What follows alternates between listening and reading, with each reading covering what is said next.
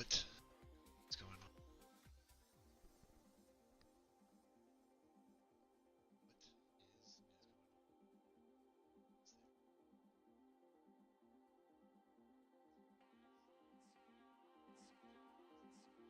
Anything?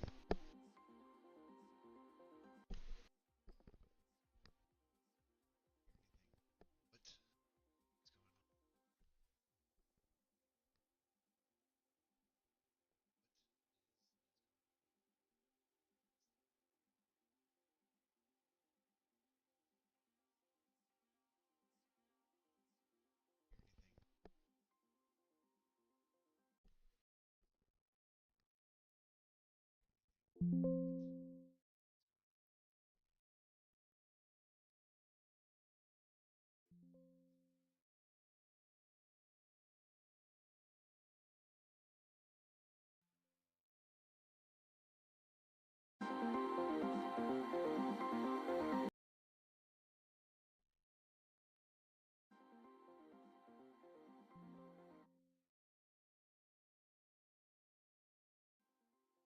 Okay, gotta check the mic. Don't know why the levels are so low.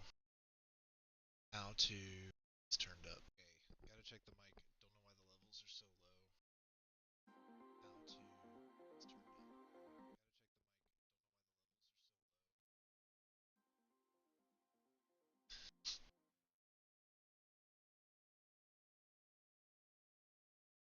Gotta check the mic. Don't know why the levels are so low. Okay, gotta check the mic. Don't know why the levels are so low. How to... It's turned up. Gotta check the mic. Don't know why the levels are so low. How to...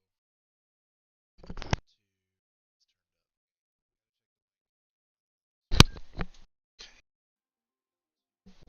Let's try. Gotta check the mic. Don't know why the levels are so low. How to... It's turned up. Let's try.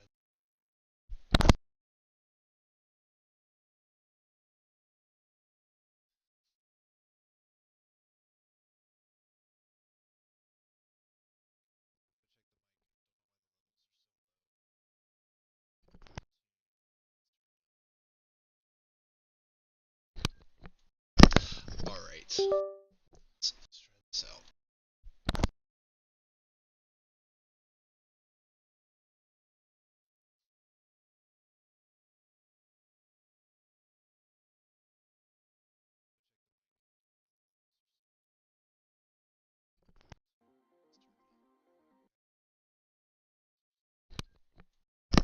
Alright.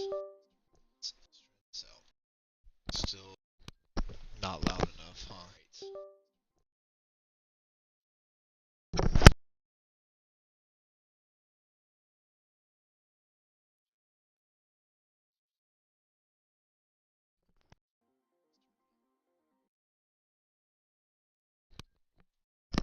Alright. Let's try this out. Still not loud enough, huh?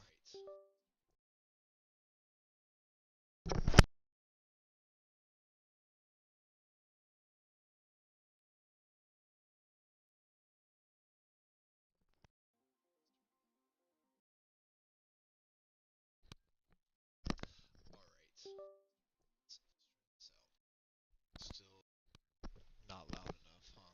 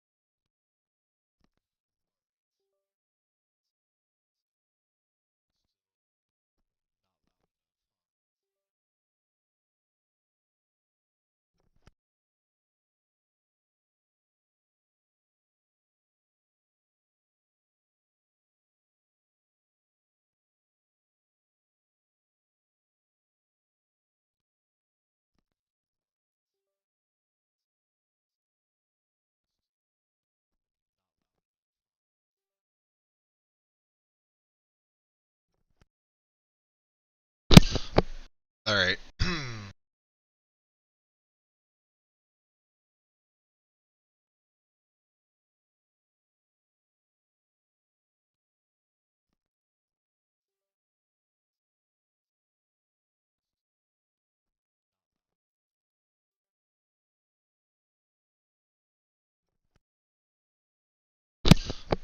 Alright. Oh, that's much better.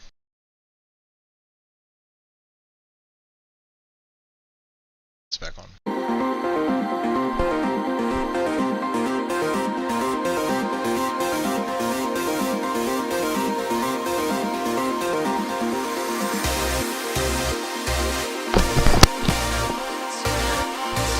Oh, that's much better.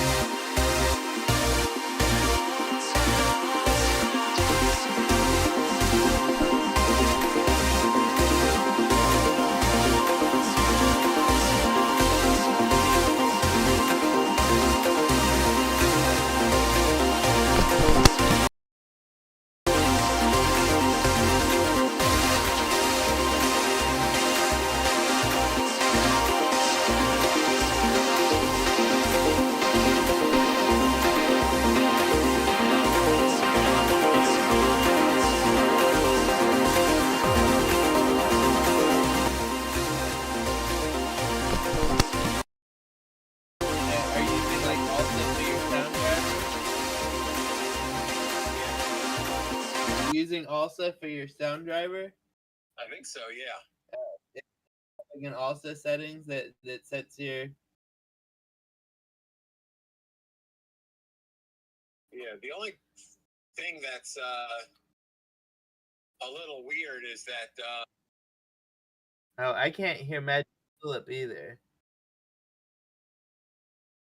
I use Zoom and I use other programs. Zoom never have a problem with my mic. All right, so I gotta figure out why do I can't hear. Maybe I'm the common denominator. I don't think so because when I say let's check here, Hey, Manic doesn't- Tulip. it's not showing anything. I think it's my end. Well, right now it shows that you're deafened. Manic Tulip is talking, but I Hello? can't hear him. He says he hears both of us. Oh, well, he probably hears you through me. Oh, right. Here,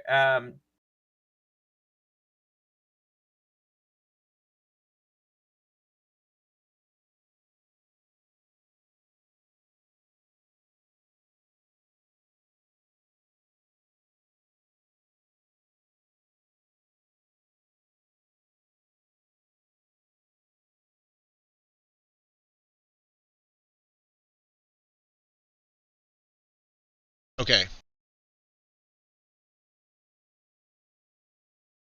Okay, now I can't hear anybody.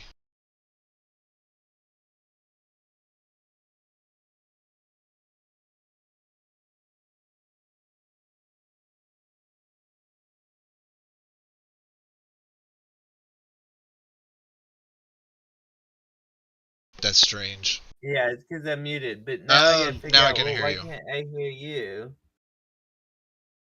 Why Is can't you it hear USB me? audio 2? Alright, Manic, Yeah. I can hear you now. Blake? Can you hear me? Yeah. Can you hear me? Can you No, hear me? Blake, you're muted. I can hear Manic. Alright,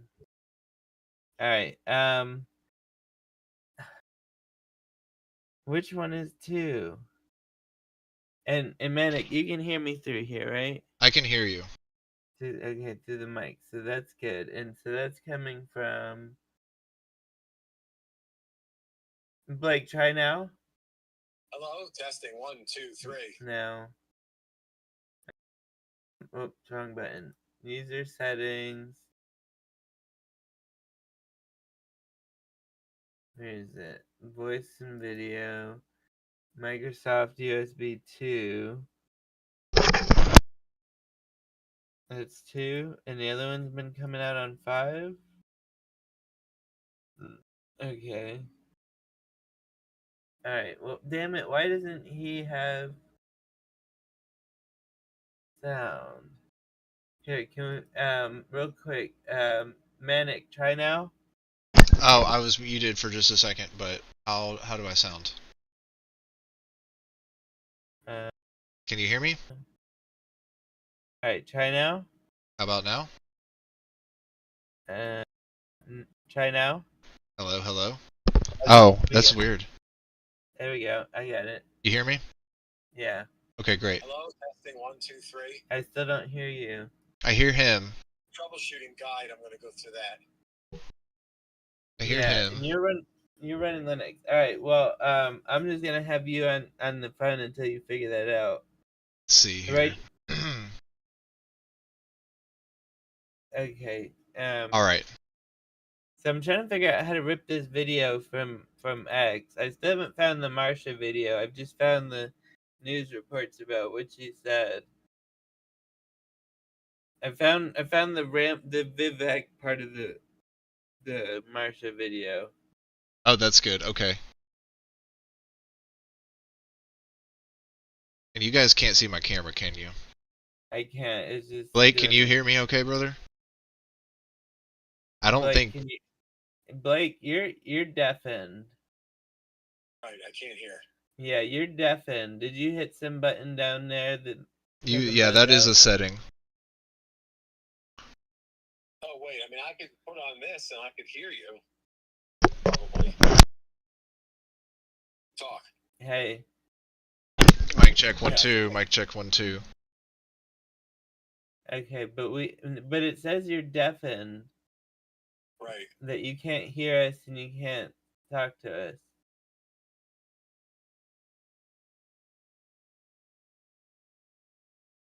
And you're doing it through the browser. Maybe that's what it is. All right. I need to figure out why the video is not working.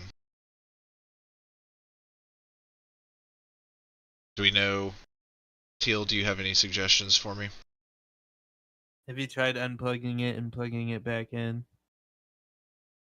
Yeah, in a sense. Then, brother, I don't know how to help you. My uncle sent me this mic, so I'm trying it out for the first time. I don't know what it sounds like, so does it sound better over here? Over here? Over here?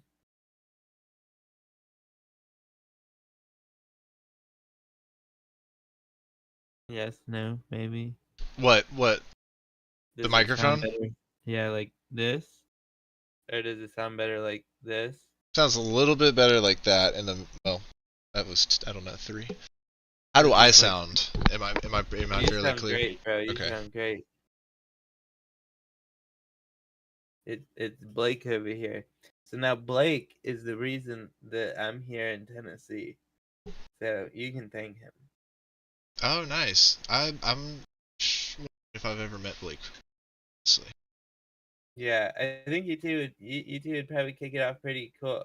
Blake lives in Franklin. Oh, there. Oh, we got him. We got Manic. Manic's then- here. Manic lives in Nashville. Fairview. All right, I'll be right back while we get him figured out with the We got the American flag. Man, that's what I need. I need an American flag. Yeah, right baby. here. All right, I got calculator ready. I've got a notepad ready, and I've got our good friend Donald Trump the ready. Yeah, Trump. All right, I'll be Yeah, right back. Somebody took my book. That I had his grade again. And that was a good book where he basically did everything he said he was going to do except close up the border. All right, we'll let But- him get figured out. Yeah. I'll be right back to start the show with you guys. Let's go, baby. Yeah, and so tonight's show is sponsored by Southern Grove. They provided us these amazing sunflower kernels for only $13.99. I think we got these at Aldi's. Oh, and then World Direct. We want to thank World Direct for these amazing organic dry roasted salted Brazil nuts. I don't know if you guys have ever tried Brazil nuts, but these are great. Thank you so much, World Direct. And then last but not least, our premier sponsor, Trader Joe's. We just want to say thank you, Trader Joe's. All these years you've made everything possible. These wild blueberries, like these are the shit. So everybody, if you can, go to Trader Joe's and support our platinum sponsor.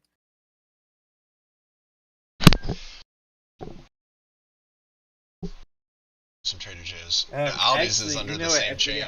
We also had another sponsor tonight, Kirkland. So y'all should go to Costco and try some Kirkland.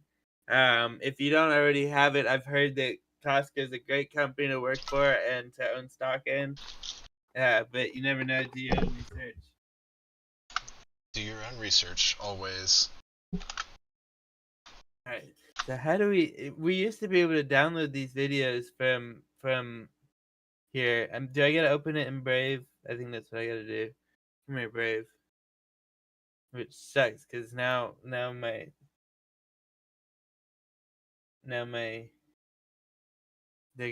Twitter's gonna know my Brave fingerprint.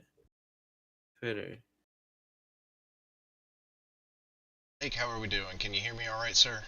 I can hear you. Who's that? Oh, that's Manic. All right. Yeah, that's me. I'm asking Blake if he can hear me.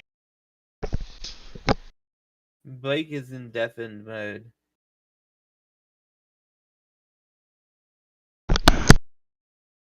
Oh wow. Look at this. I'm gonna just whoops, wrong button. I'm just gonna post so there's this channel called Voice Shenanigans, and it should be like right above the general voice channel. Just like shit like this. It's just like this is porn.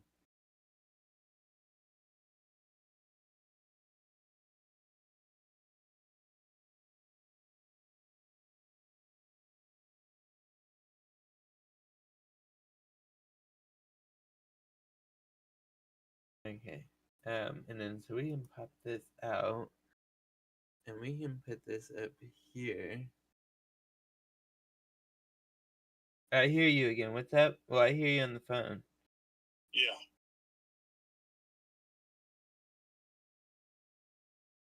And then we're missing one comrade. Where's John?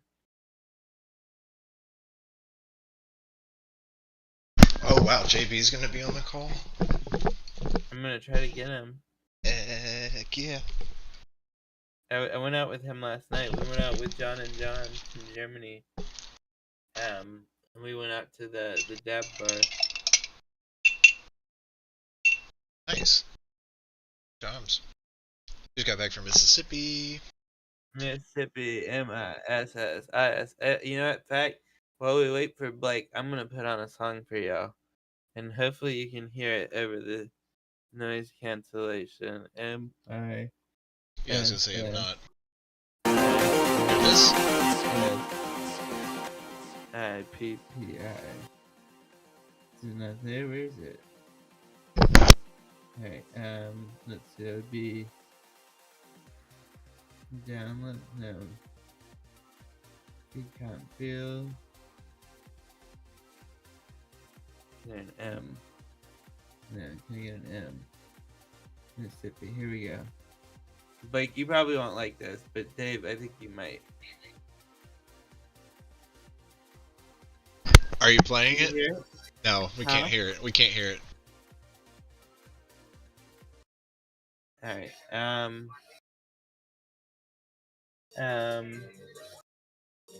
maybe I need to. Hey. No, you're still deafened. Oh, you were testing it. Okay. Like, isn't there a way that I can share this with the audio, right? This. And then we want streaming channel, also share application. There we go. And since we're sharing this, we might as well.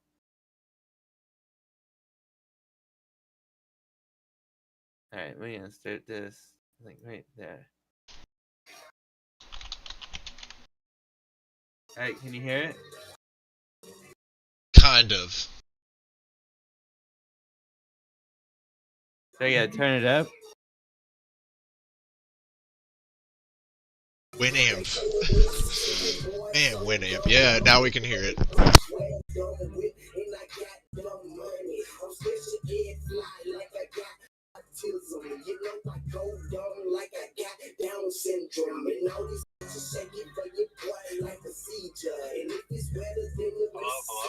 I still don't hear you. Oh.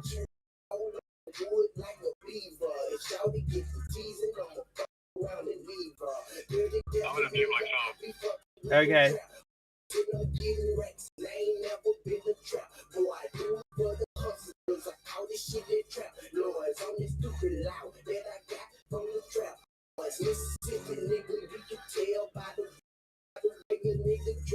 I mean, I can hear him when he talks.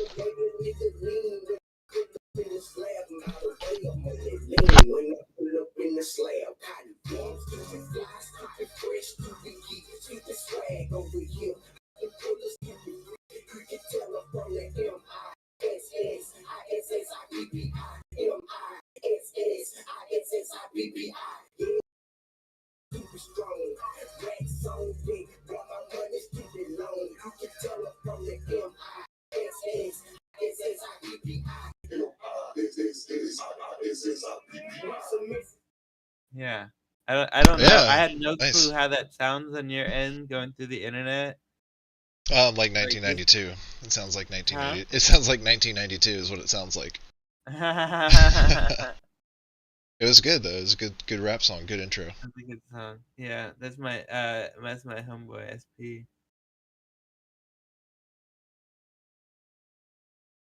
Yeah, I don't think he can hear us. Oh, but look, he's got a microphone. I see a microphone.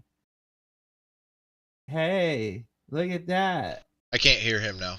But no, now he has to go unmute himself. All right, there you go. Now talk. Oh, no dice. All right, I'm gonna set the headset down to charge for a second while we get this audio figured out.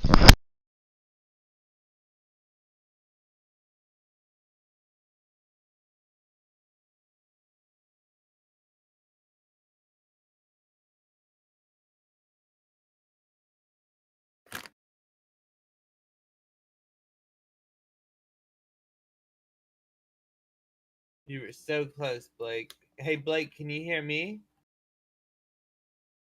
I can see you talking, so obviously you can. Is that thing hearing me or you?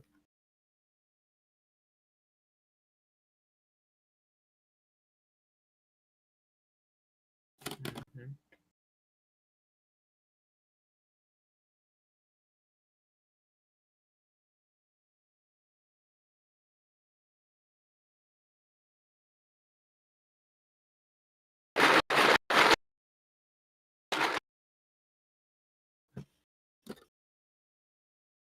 Buddy. The doctor said I need to eat more fiber, so I eat more fiber.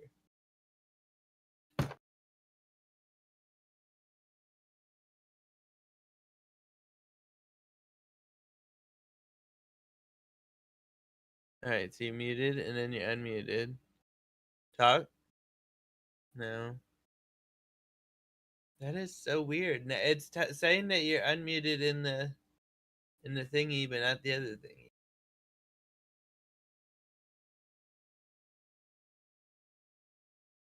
I'm here. Can you hear me? I hear you. Okay. He says he hears me, but I can't hear him. I saw him nod. Yeah, I saw him nod too.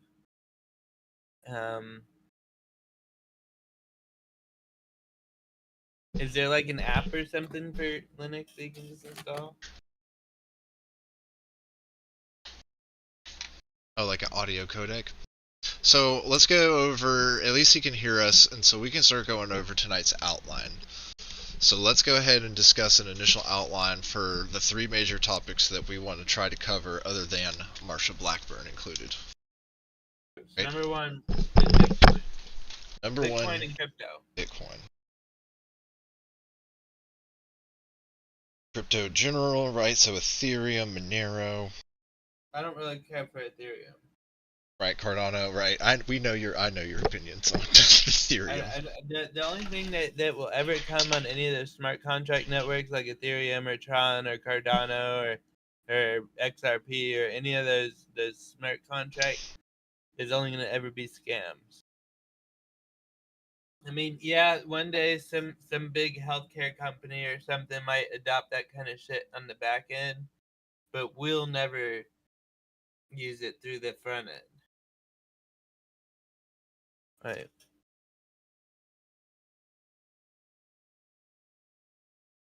What was that?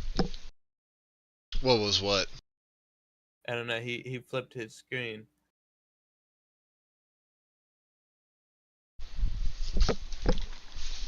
Is JB gonna be hopping on? Okay, so Bitcoin and crypto, smart contracts. Do we need to talk about Web3 technology at all to give I really don't context? care about Web3 technology, so we can probably skip over that. Okay. And then we definitely want to cover the Bitcoin conference in Nashville. Yeah. And then I'm gonna find some more energy companies. Energy companies, okay. Because if you listen to what Trump was saying, really, I think we should just focus on Trump's speech, and then go from there. Because he's talking about a bunch of other things, and I think we can bet on him winning. Because I don't know, I would find it crazy if he doesn't win.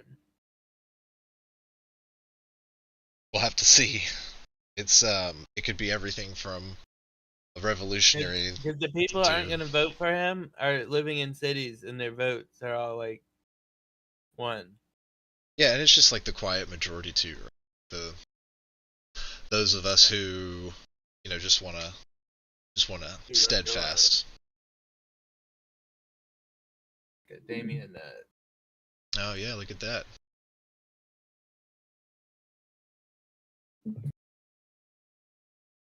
Hey Blake, you should reboot your machine.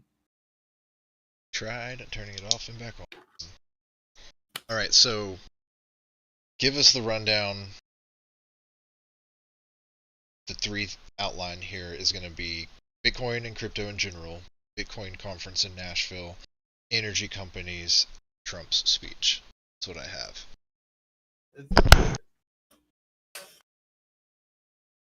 And maybe in the scope of Trump's speech, we'll dive a little bit into RFK's speech,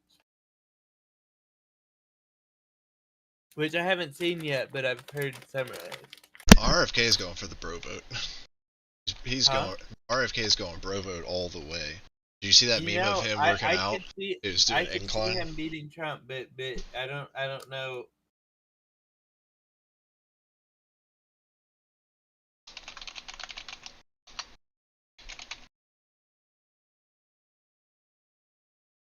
So I'll tell you what, man. Whole sunflower seeds is a whole nother game. Like you can stuff your mouth full of sunflower seeds and eat them all. Okay. That error, no worries. Yeah, I got tea biscuits from Publix. British heritage.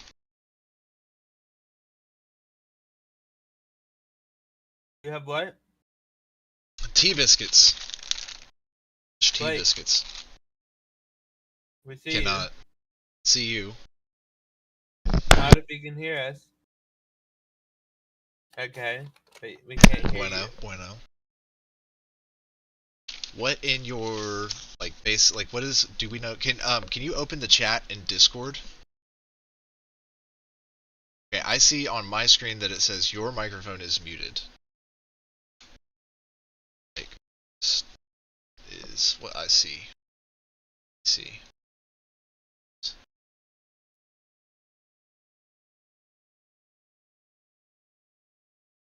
I am you board. What was that?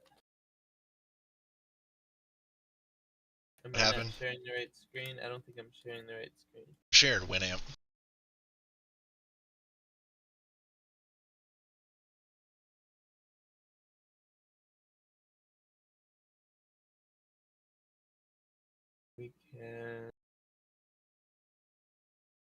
stop watching, stop streaming, and then we want to get. Should I do my whole screen? I should do. What kind of? You got your 4K screen, bro? Yeah, I do. Blake, you got your 4K screen? Yeah. All right. You can do that screen. Yeah, that's it. Hey, oh, I heard something on Blake's. Got feedback on Blake's. Hey.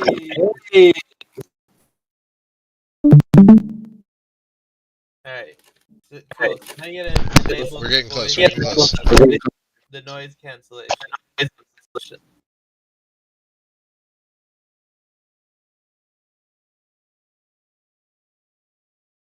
Oh, they want me to pay? I don't. Anybody got paid Discord?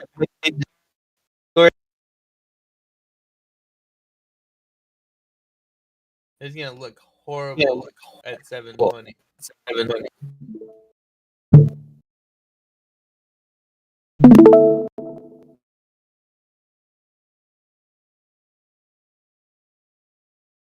How does that look?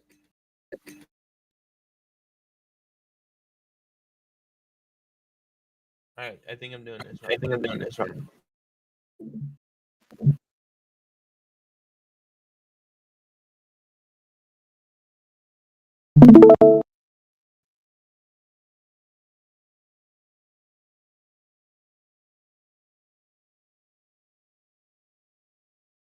Alright, so is everybody ready?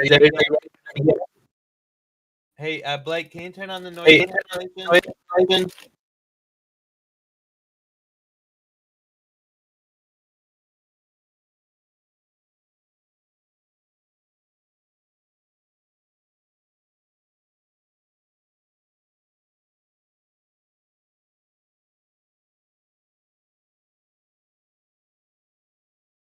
Sorry, I had to mute everything. These things are amazing, bro. Trader Joe's.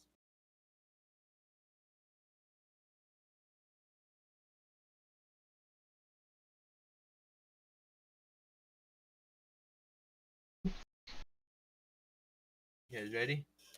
Ready? Tell me if you can't hear it. I can hear you. Hello? Hello? I hear him. Yeah, hey Blake. You hear me? Yes. Man, we hear you. What I did to fix it was it has a noise suppression option. It was set for crisp, and I changed it to standard. So much better. So welcome, Blake. This is Manic Blake. How are you? You guys live pretty close to each other. Hey, hello. Where does he I'm live? good. He lives in Fairview. Oh, okay. Yeah. Yeah, National Native. I'm living out in Fairview now. Oh, okay.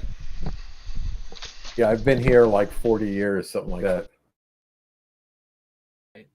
So I don't know how loud this is gonna be, so please let me know if it's too loud. That's a big deal. Is that loud? No. Can you Fine. hear it? Bigger than ExxonMobil. Soon Turn it it up. will be surpassing the entire market. In just 15 years, Bitcoin has gone from merely an idea posted anonymously on an internet message board to being the 9th most valuable asset anywhere in the world. Can you believe that? Is that right? That's a big deal. Think of that. It's already bigger than ExxonMobil. Soon it will be surpassing the entire market cap of silver. It's not bad. Doesn't he sound like he's reading something like this prepared? Oh, he's got to. It's like something may. Okay, so I just want to like make sure. Are we talking something that was like hiding the advertising? Like an advertising company had like paid him some kind of crypto shill or something. Well, from what I've heard, so the people that are behind Bitcoin 2024 is Bitcoin Magazine, and they've always been super pro-Trump. And apparently they paid Trump a whole bunch of money to come. And by the sounds of it, they're like, cover these points, because he covered all the points that you would that you would want him to cover in one of these speeches. Now, whether or not he can hold these promises, that's going to be a whole nother story. And if he can, like, that's a total bullish case for Bitcoin. But we'll get there because he's got some compelling promises. Now, Blake, I remember you had a bad experience with Bitcoin because you were trying to pay some Chinese people and they wanted it in like Ethereum tokens and shit, right? Well, I'll tell you about my experience with Bitcoin, and it was a very souring experience. What happened was, I had some guy in China working for me. He wanted to be paid in Bitcoins, I guess, to avoid all the Chinese bullshit. And I tried. First of all, it was difficult to create an account because there's so much security around making sure you are who you say you are, with the camera pictures and the this and the sign and the verify and the know your customer. there were just tons of things. I had loops I had to go through. Then I discovered my bank will not allow me to buy Bitcoins. Oh, you're gonna even though it's my you're gonna love even though it's my freaking money, and I want to buy whatever I want, they would not let me buy Bitcoins because the banks are essentially working against the Bitcoin. They're in competition with Bitcoins. So I checked on a whole bunch of banks, and very few banks would let me do that. But I found USAA, I think, bank would let me. So I had to transfer. I had to get a bank account with USAA or whatever it is, because only if you're a veteran you can get an account there. So I got an account there, which was a pain in the ass again. And then I transferred money from my regular account to this USAA account. And first of all, they wanted like a, I don't know, 10, 20, 30 day delay on the funds. Kind of bullshit. It's cash, And then, so they wanted a delay on the funds. They wouldn't let me use it. And then after they got it, they would only let me spend so much money because they wanted to build a reputation with them, So that's a problem. And then the transfer to go from my bank to USAA bank, they wanted me to charge. They don't want to charge me a transfer fee. And then when I bought the Bitcoins with USAA money, they wanted to charge a purchase price to buy the Bitcoins. So already I'm into it. If I only want to pay a guy, $500 or something, I'm already into it. $150 just for all this BS stuff. It just wasn't worth it. It was such a hassle. And I think it doesn't have to be a hassle, but I think all the banks are fighting this idea. So it's hard to move your money. I don't know how you get your money. Now, presumably, once you get your money into Bitcoins, then it's easy to move around, I presume. But the other problem I had was by the time I went through all this BS to get it in there, the value of Bitcoins dropped. So I lost the money right away. So let's say I had to pay him $450. And I put $500 into Bitcoins and tried to move it over. By the time all the fees and delays and everything else, I didn't have enough money. I had to put in more money and go through more delays. And it was just a major, major hassle. I don't know everybody else's experience. I mean, if you're doing it for investment purposes and just taking a large chunk of money, 10K or something, and moving it and going through all this hassle one time, and then after that, moving stuff around, maybe it makes sense. But do what I was trying to do, it just did not make sense. And what you were using Coinbase? I think so. I wasn't Bitcoin that I was using. I think Binance. Yeah, that sounds familiar. Yeah. I've heard. So the only time I've ever had good experience on Binance was using them through a VPN and using them. So like I send crypto there, and then I get other cryptos out. But Coinbase has always been really good to me. But KYC really is a pain in the ass, and we're gonna get to that in their speech. That because well, here's another interesting problem. Binance, when you signed on, they had to text me code to verify, who I was, right? 2-factor. I didn't get the text for like 8 hours.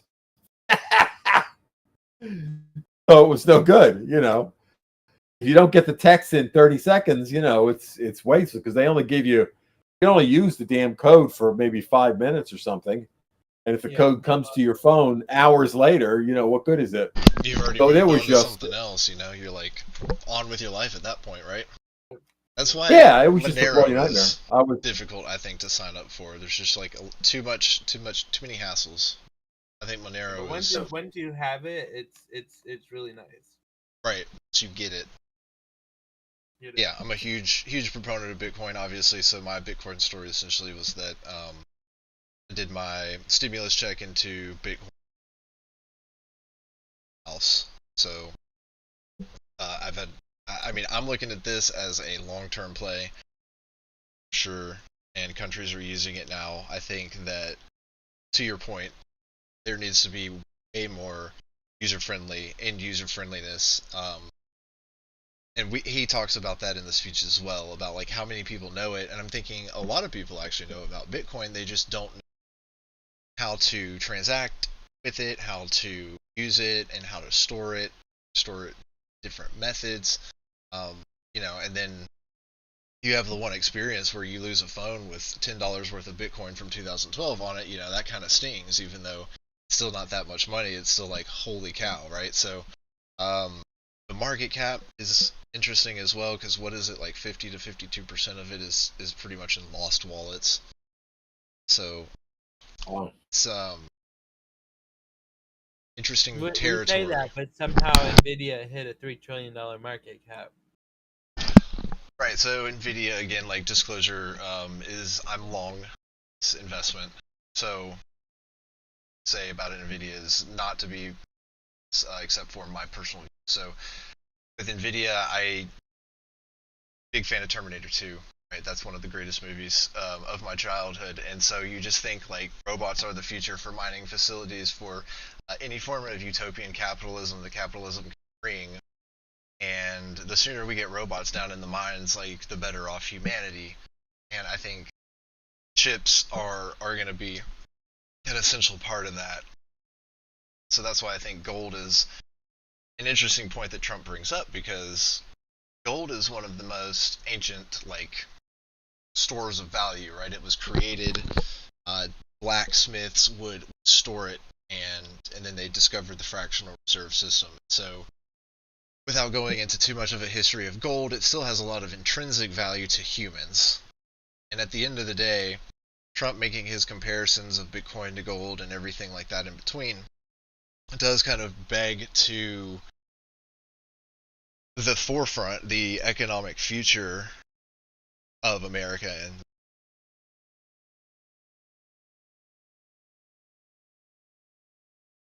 we're entering...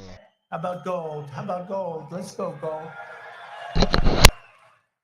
And one day it probably will overtake gold, but based on the way it's going now, it could very well be a possibility. There's never been anything like it, and I don't think you've ever seen anything like it. And most people have no idea what the hell it is. You know that, right? So what happens when they figure it out? That's going to really be something. Bitcoin is not just a marvel of technology, as you know, it's a miracle of... It's just so big. That'll really be something.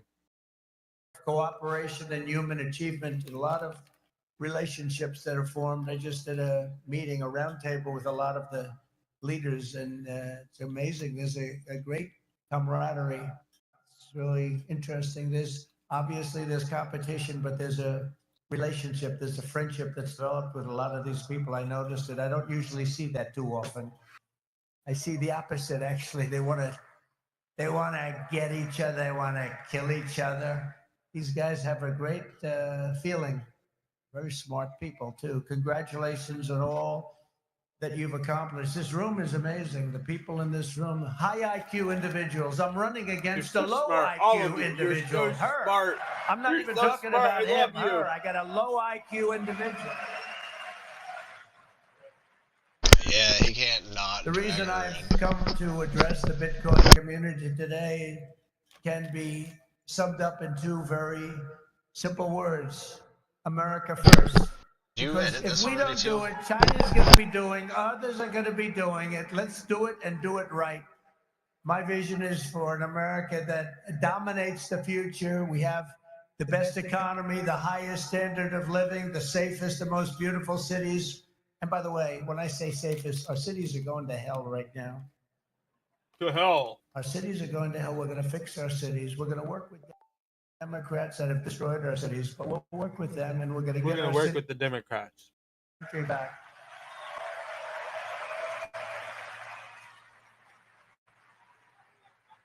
And we really were the freest and the most ambitious, most dynamic nation ever to exist on Earth. And we're going to get that back again because we're not there now. We're a nation in decline. You know it. We know it. Doesn't sound nice, but it's okay because we're going to bring it back. We're going to bring it back fast. Right now, it's embarrassing.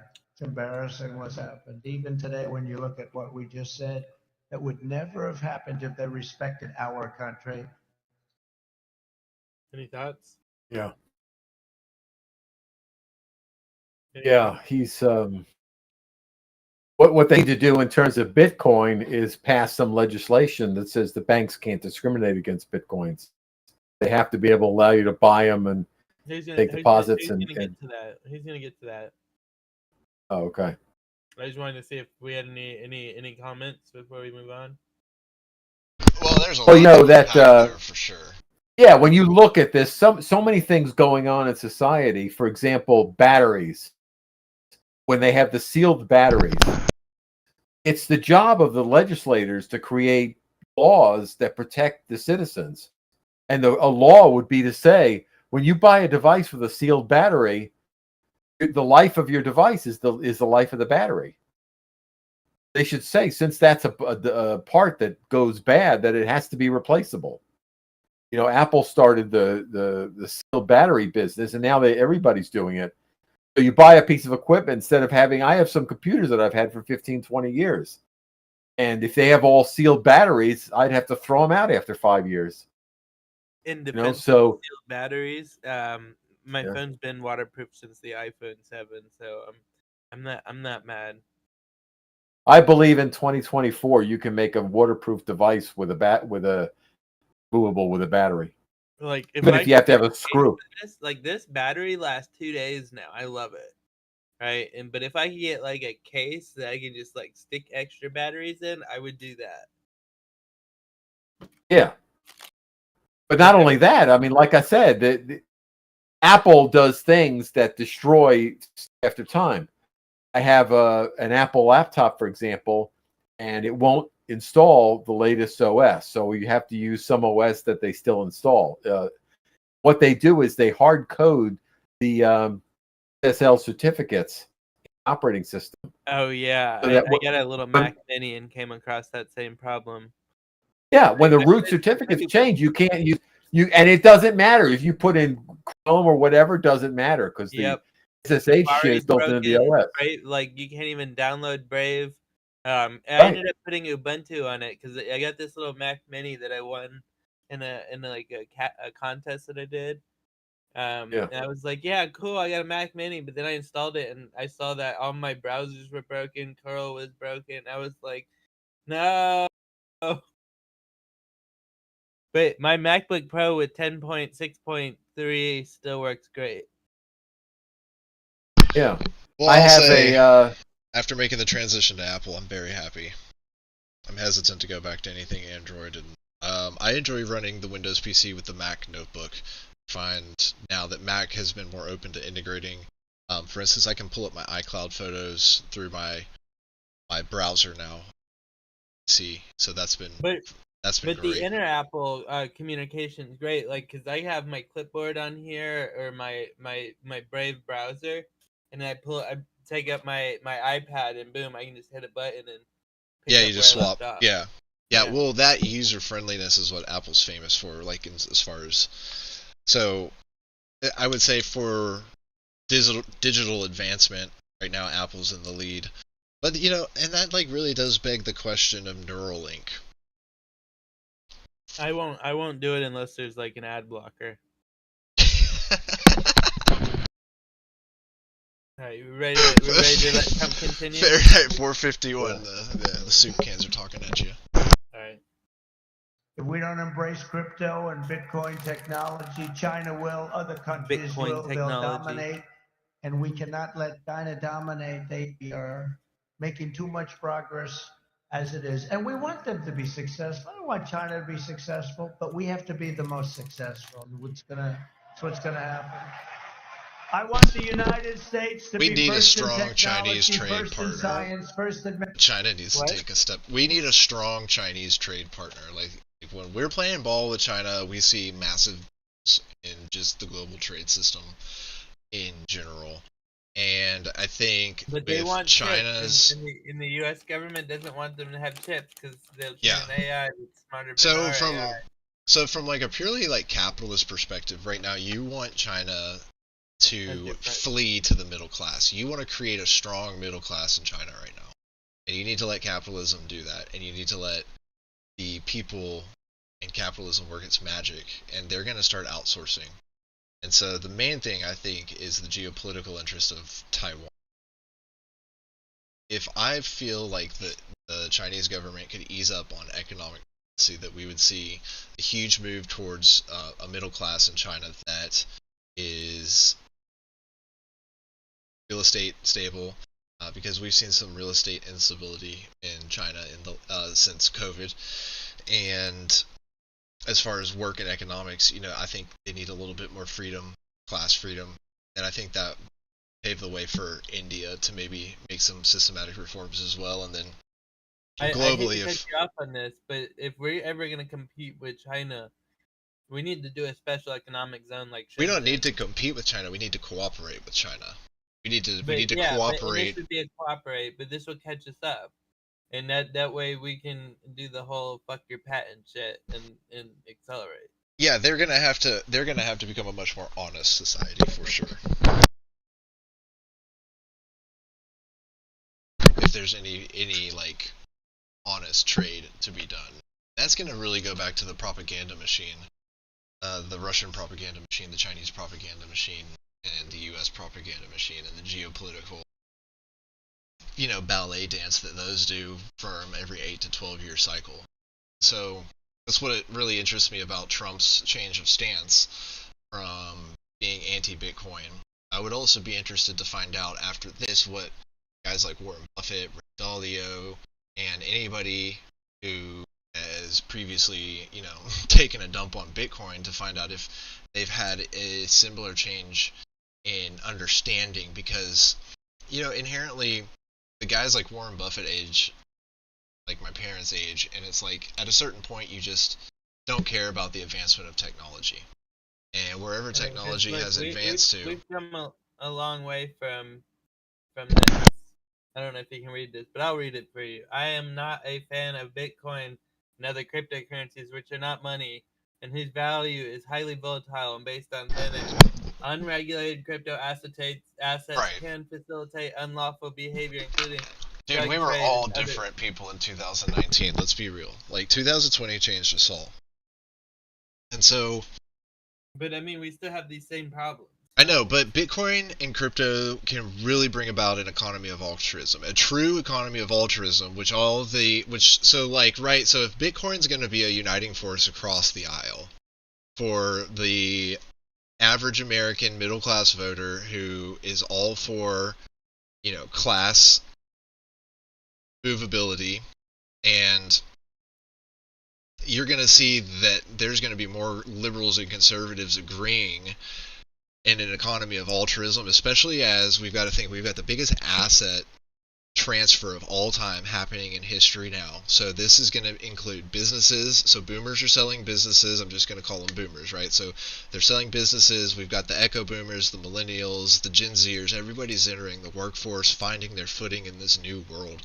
And it's up to people who believe in a sort of utopian future that crypto can bring about. And when I say utopian, I just mean like the next great leap forward. If we're really having all of these books about the fourth turning and changing world order by investment greats like Ray Dalio, like it's really up to the people to help define what that looks like. And I'm just saying there's plenty of Star Wars fans out there to where like the cred stick is the future. So like having an actual hard wallet cred stick and being able to make transfers, like that's going to be what I foresee is like a giant leap forward, and it's going to take Neuralink, I believe, to bring some of the older generation along. So I think we're about to see some major changes, and I think that the fact that Trump is now open to saying this and changing his perspective, I would be interested to know other people's perspectives, because I just feel like too many people don't take into account the global geopolitical and economic and potentially spacefaring future that we're very close to, with asteroid mining companies already being public, and more and more people are buying into that dream, and the more capitalism pursues that dream, the quicker we're going to get there. So I just think that that's something we're looking forward to. What was it that you said? Altruism? What? Like an economy of altruism. Okay, so essentially the capitalist form of the CCCP's social credit system. For instance, if AI were to be used as a good force, say you have retired folks who go to your local park or school district or wherever and clean up whatever and just help with small things for maybe 2 to 4 hours a day, and they get part of like a, what was that Andrew Yang universal basic income. So a universal basic income would be like a completely, it would have to be AI controlled, because it would have to expire, and that's why I think crypto is important, because we have to have assets that don't expire. But so one of my favorite things in high school was community service. I went to a Christian high school, so we had to do 8 hours a year of community service.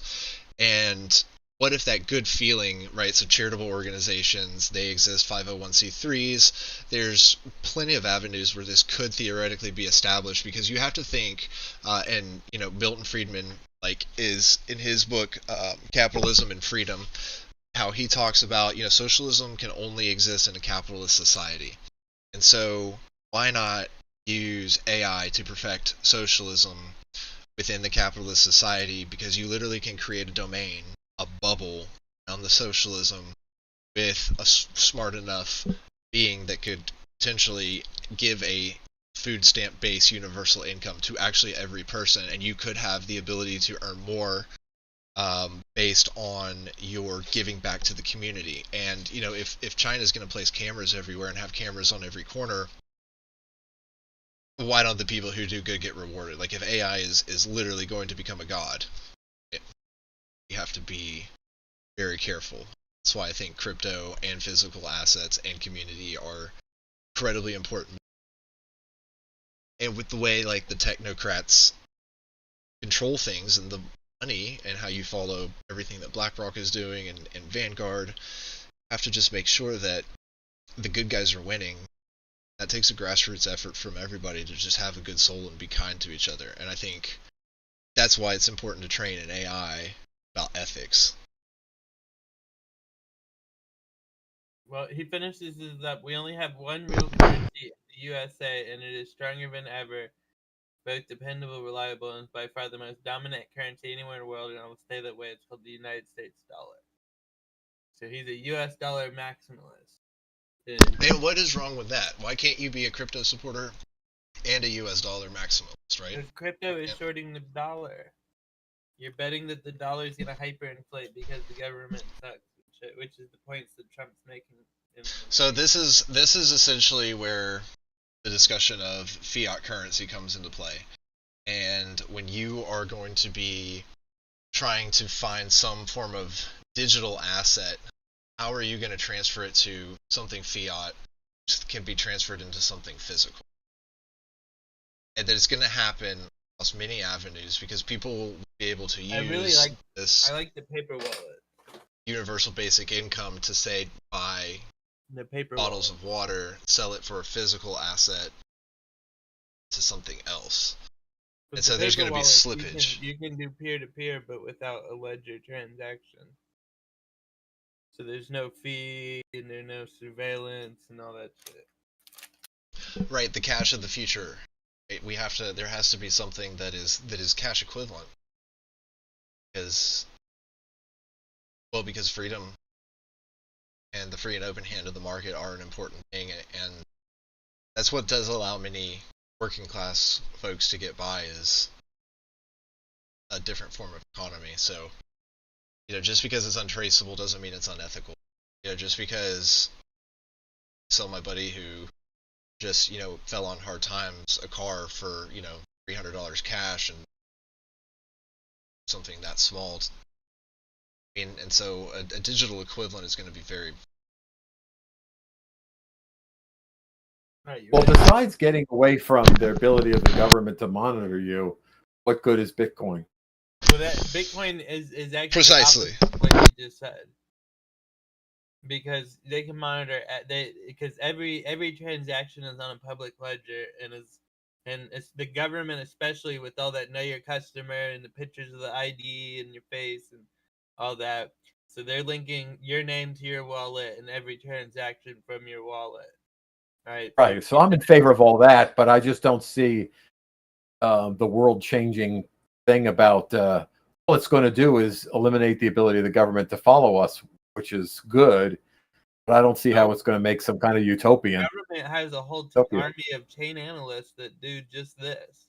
Is watch every transaction you make and who you make it with and when and what kind of patterns are your daily, weekly, monthly patterns. Right, but I haven't done anything that I give a shit whether they follow me or not. If that's what they want to do with their time, that's okay I with haven't done me. anything illegal. Who cares? Yeah, so it's not that I approve of the monitoring. I don't approve of it, and I would use Bitcoin to get rid of it if I could. I just found it impossible. I found there were so many roadblocks I wasn't able to use it. So actually you got to go a layer deeper. You got to go to Monero. Because Monero has the blockchain with the consensus and the Byzantine Empire problem, but it's got the private ledger that's based on proofs of transactions, so that way people can't track your transaction, and then that is like cash. Yeah, I just don't see where it's going to kind of utopia. I think it's just another. It just reduces the government's ability to monitor you, which is a good thing. Do you know how much the U.S. government spends to service their debt every year? It's pretty high. I know that. I think it's more than 100% now, isn't it? It's higher than the military budget. We can say that for sure. Yeah, I think it's not just higher than the military. It's like 4 times higher than the military budget. I think it's rational. Do is collapse the dollar, pop in a new currency, and pick up where you left off.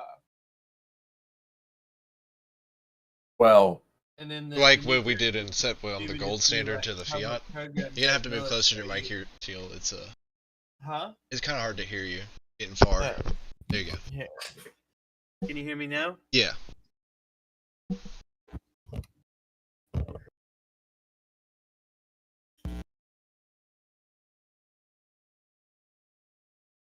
Yeah, I don't think Bitcoin is going to lead to any certain utopia or anything like that. I just think that. No, but Bitcoin will allow you to keep the value of your money when the dollar collapses. Yeah. The other consideration is the central bank digital currency and the expiring money that so many people are worried about. Like if you're given some form of money that expires if you don't spend it in time, well, that's a capitalist dream, right? And so why not use AI for some actual, universal basic income? Because a UBI will have to expire. Yeah, a universal basic income, I think it will make sense when AI has gotten to a point where it's doing the mining and doing the trash and stocking up our store shelves and all that. But until then, don't we need to incentivize people to work? Because we're not going to work for the fun of it. Yeah. Well, let them eat bugs, right? I mean, at that point, you're Klaus Schwab. I mean, it kind of is a savage approach, but the welfare system has been. I mean, we could just look back to the 70s, I guess. How it's been doing. Sorry, Teal. What? There has to be incentive for somebody to pick potatoes. Yeah. Or else the city starves.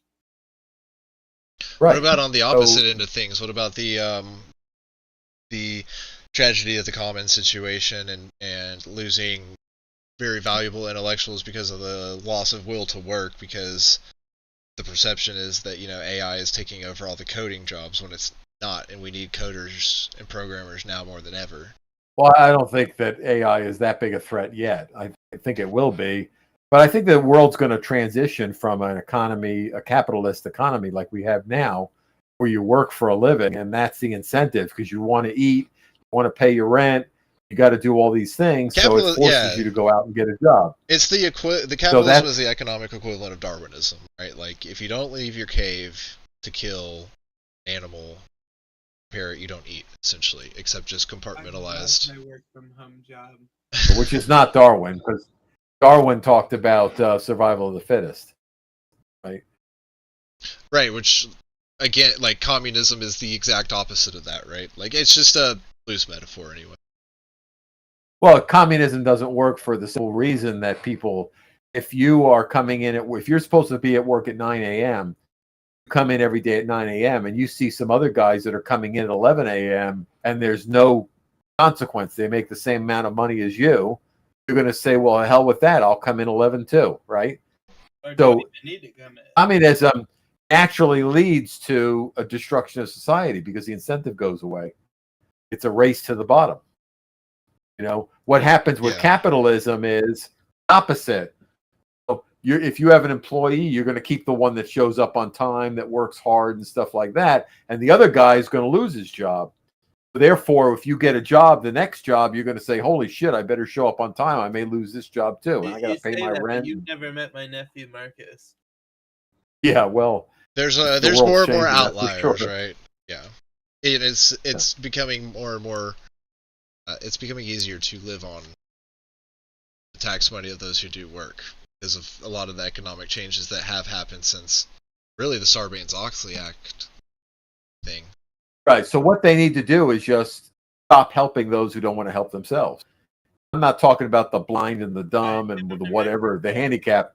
I'm talking about able-bodied person. If you're an able-bodied person, you don't want to work, either work or starve. It's a free country, whichever you like. But I mean, if we get a UBI, that UBI could be for the disabled people. And of course, oh yeah, that's called welfare. That's called Medicare. We already have that.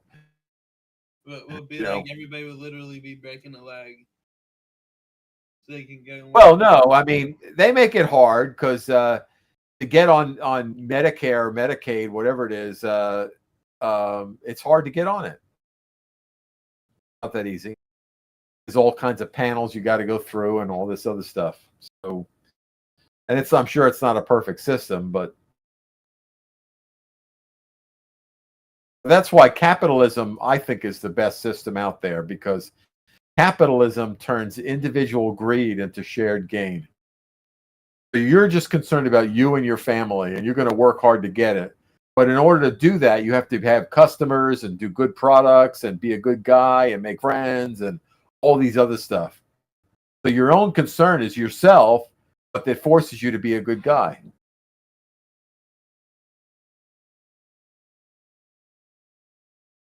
You hear me, Teal? Yes, I'm saying you are 100%. Yes, I can hear you guys.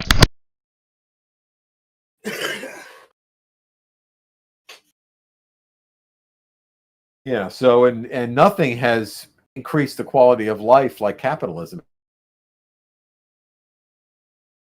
I will say cheap energy has increased the quality of life too.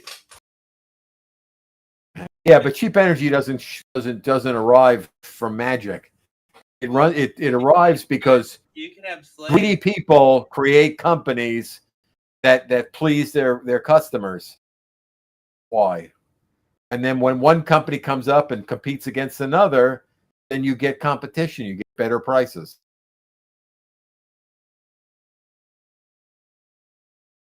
So I think our system is pretty good. Fundamentally, it's the corruption that messes it up. And of course, we're going to need a whole new system when AI truly comes out. Yeah, right. Yes. So the oligopoly, right, is a thing, right? Because it's basically, right, Apple and Microsoft. Like, we live in crony capitalism. Some people are trying to push the agenda that we're in late stage capitalism. like Soros and the WEF and things like that. They're subversing that idea, right? Because they want revolution so that they can clean up the mess. Capitalism is by far the only thing that's going to get us to Mars, right? So like Elon Musk is like case study of capitalism done well. Also, generational wealth comes into play. Is Again, there any now, like, generational wealth there though? I feel oh, like it's Not with Elon Musk, there isn't. Yeah, I feel like that's been debunked several times.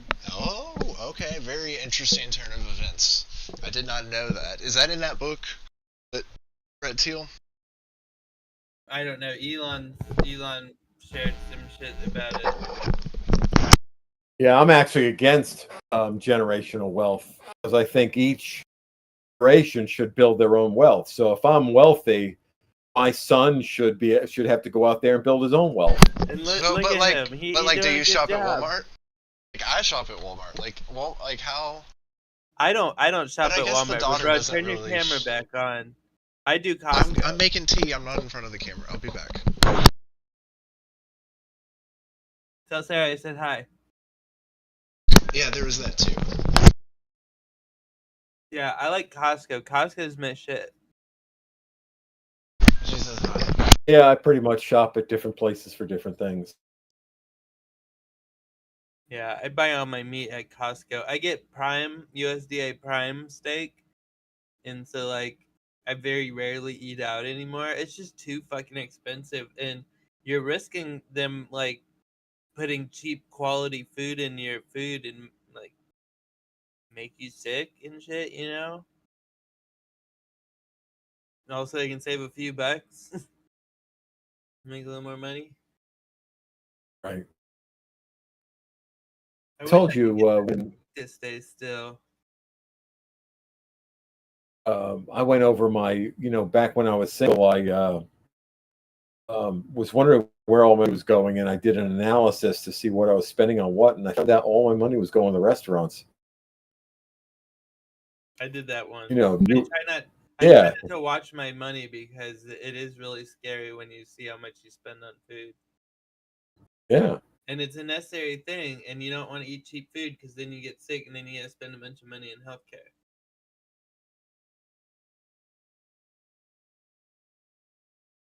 Oh man. Yeah, that's why. Oh, Colby's yeah, coming in exercise. tomorrow. Oh yeah? You should come hang out with me for like 30 minutes before you go pick him up.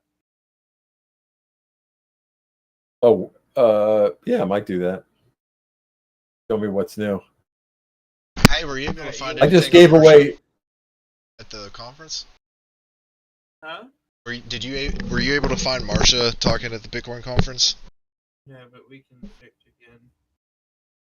I met her a few times. Oh yeah. I really like her. She Isn't she Catholic? No, she's Baptist, bro. yeah, I think There's- she's Maybe I don't know. Maybe it was Megan Berry. I don't remember who it was, but she. Saint There's JB. JB. Yeah, let's see what's up.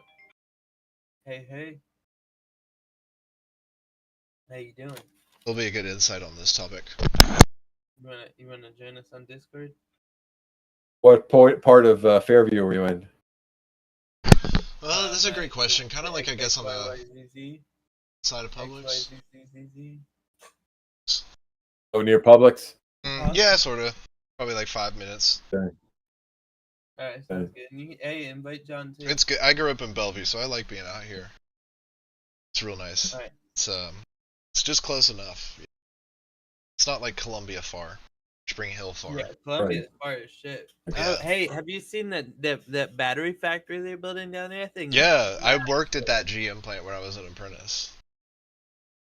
Some of the other apprentices I know who were in my class have like been working at the factory. You mean Ultium cells? Yeah. Yeah. Batteries are the future, man. Like for sure. then- Like he wasn't wrong. But check this out.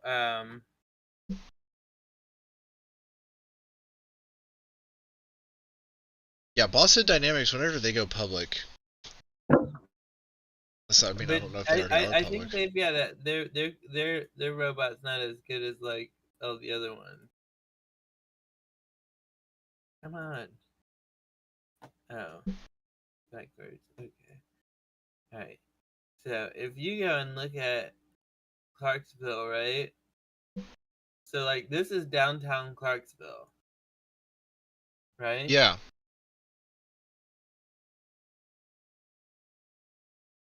Look at this concrete slab for the new battery factory and how big that shit is.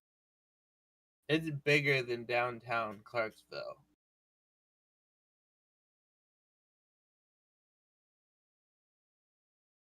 I mean, it's a whole conglomeration. As you see, there's like air gas, and then there's the separator, the substation, and they're building the battery factory over here.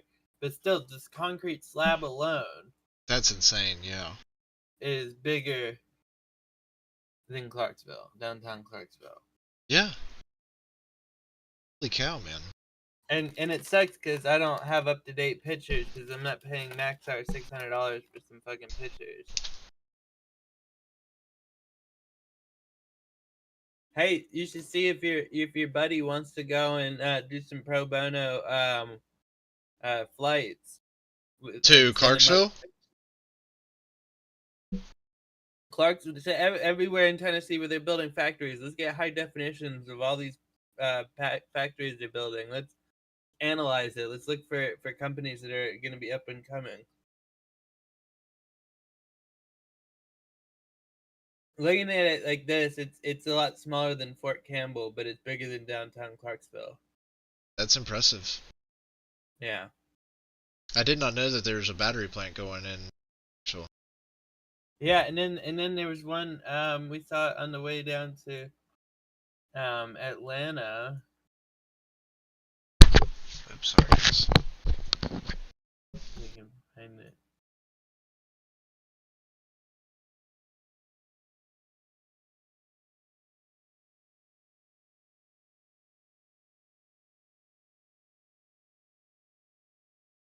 No, I'll tell you what, man. Those flooring companies, those are huge.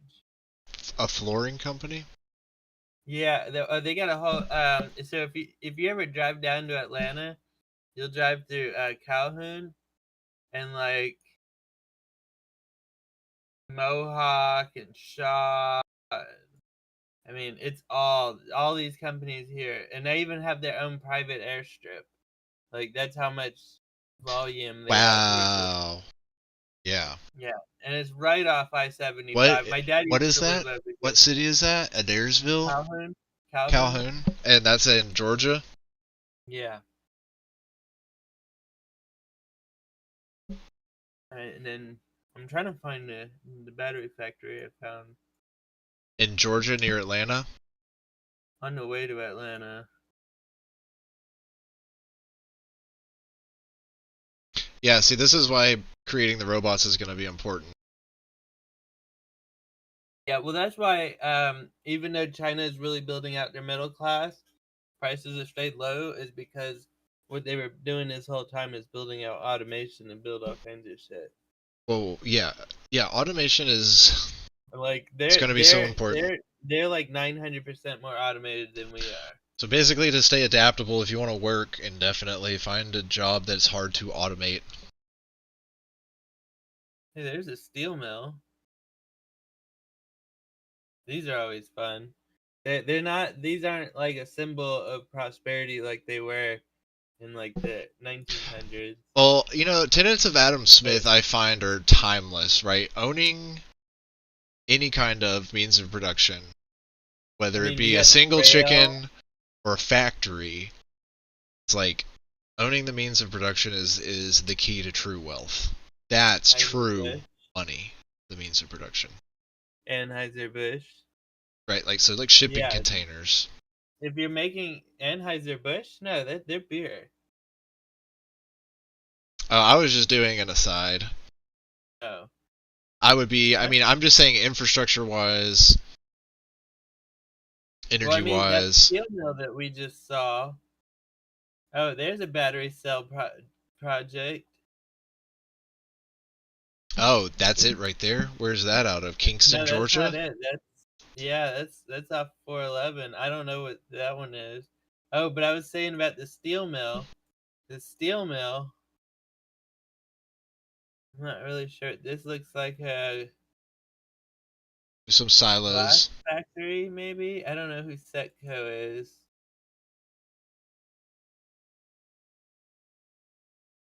No, it's Setco. Go up, go up. But they got the rail yard right down the street from there, It's interesting. and then the steel mill. Yeah, what is that? And they got trains coming in or out. Who knows, man? There's silos. That could be Maybe anything. it's Some kind of composite. Setco. Go I wanted to. do a glass company. Yes, ma'am. Programming, and I'm on the online with Teal, but I could get off. All right, you want me to cancel, close down? Oh. Okay, I'll shut down. Hi, Faye. No. Okay. Bye.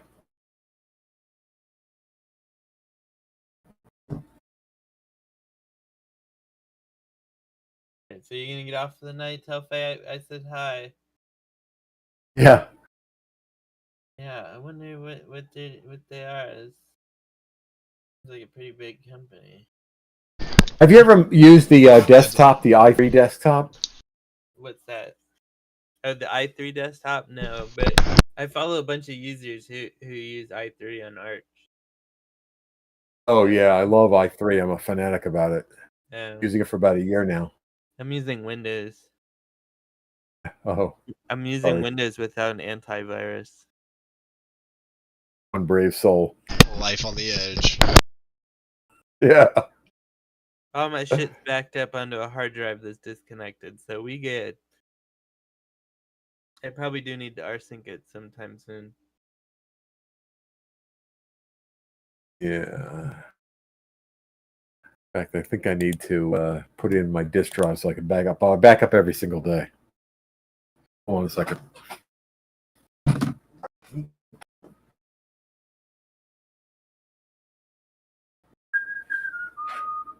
I wonder what that is. Oh, Grand total of 0 viewers this whole time. That's okay. It's for the long form.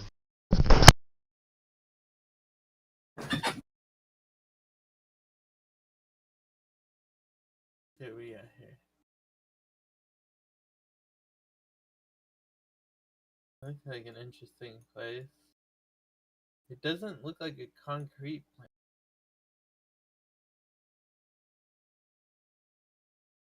There's your concrete plant. See, you can always tell your concrete plant because it's got this thing right here where they cook the concrete. Where? This little tube right here in the middle. Ah, what happened? Yeah, I think it's like Where? a clinker or something, like smack dab in the middle there. Oh yeah. Yeah. That looks like a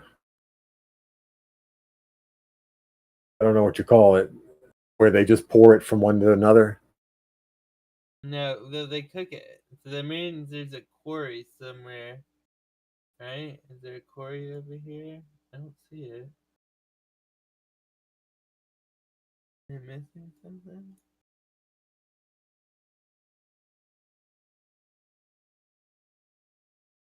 Yeah, I don't know where the battery is, but it's like Intercell or something. It's a massive fucking factory down there.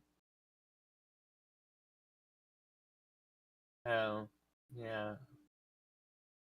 That's a pretty busy little commercial area there. Set up a couple of food trucks.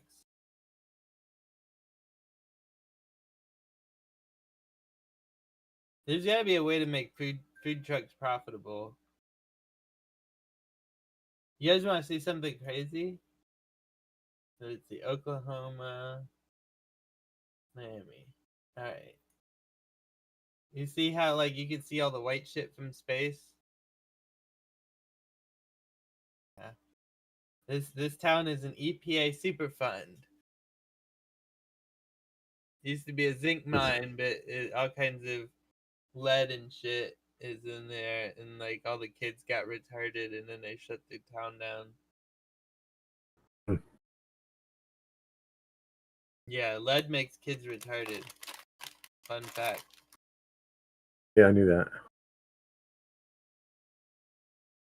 Oh, they got the different mines mocked now.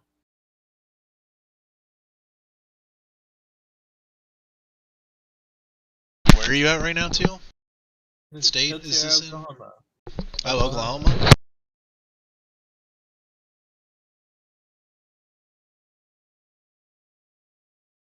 Mining Yeah, so town. These what are- was this whole thing about them finding lithium and fracking? Is that even true? Look that up.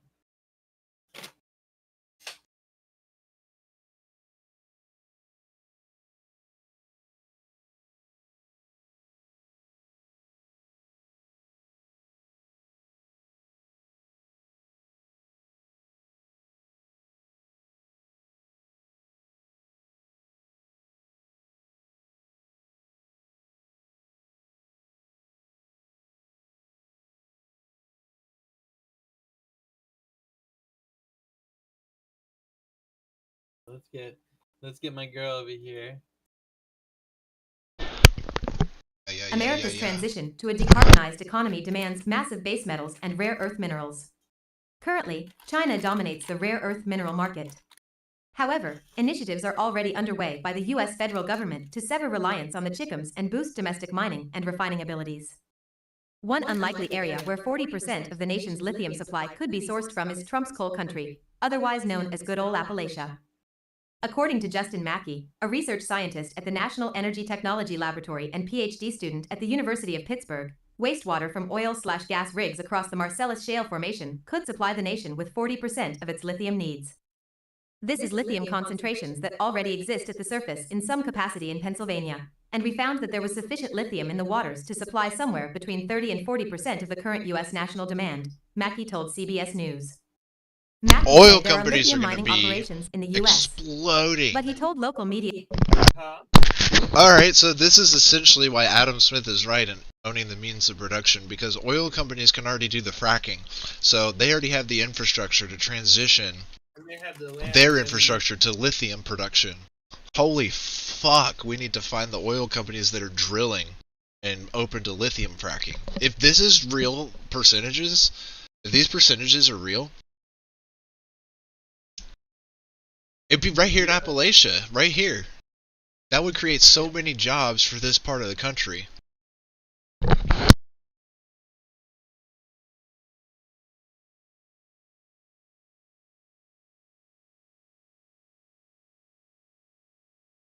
Hey, didn't Faye want you to come and cuddle with her, Blake? Yeah, I'm backing up the system right now. No.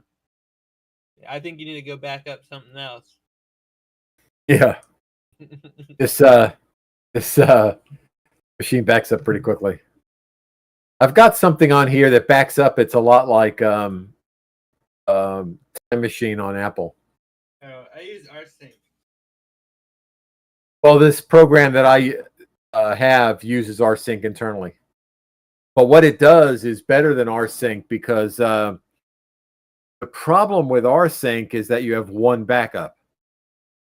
So if you want to do, two, whatever.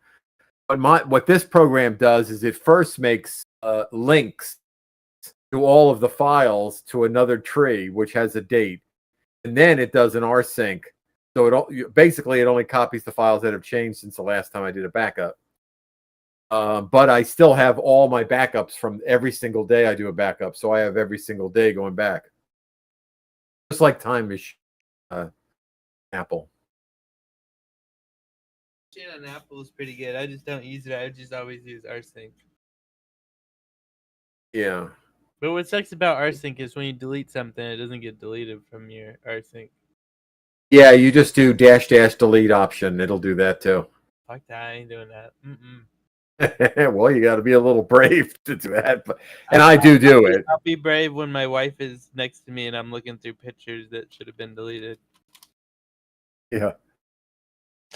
Then the other thing I do is I have a tower computer that I do all my work on, and I have a laptop that I, if I have to travel or something.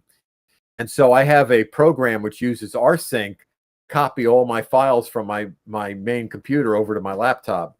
Then I can just pick it up and go where I want with everything on it on the latest version, do any work I want while I'm traveling. And when I come back, I rsync it all back to my main computer. Backup's Is done that there. free? rsync? Yeah, it's a fundamental Unix utility. Part of Unix, basically.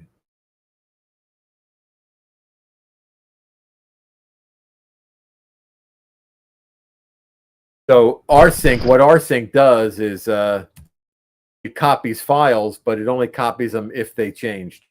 And then you can also use the delete option to make it delete files automatically if they've been deleted on the source. So it synchronizes two directory trees, and it's kind of cool because it'll work over SSH too. So you can synchronize one machine to another, stuff like that. I actually learned that there's an actual rsync protocol the other day. There's what? I actually learned that there's an actual rsync protocol the other day. Oh. I've always used it over SSH. Yeah. Yeah, it's just some cool stuff. Meta is on Wednesday. In fact, I'm sure that the Mac has rsync just built in. Just type in rsync, it's there. And believe it or not, I can run Mac OS on my Linux box, just perfectly. Star rsync. I've got enough. What's that? I said I'm going to star rsync. Yeah. rsync. Down when I'm on my Mac, check it out. rsync. Yeah, I've got it set. My machine set up so that I can actually run Mac OS and Linux all at the same time. Kind of cool. rsync.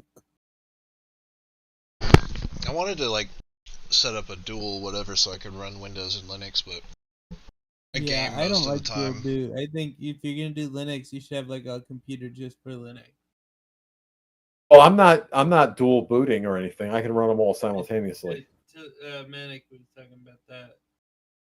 Yeah, What's I just was I just wanted to use Linux and become literate in it, so I was looking for options. But to be honest, I spend too much time playing video games, so. Yeah, and that's why. How much RAM does your Apple have? Oh, I don't know. I got it. I traded labor for it. I changed and added a couple of outlets.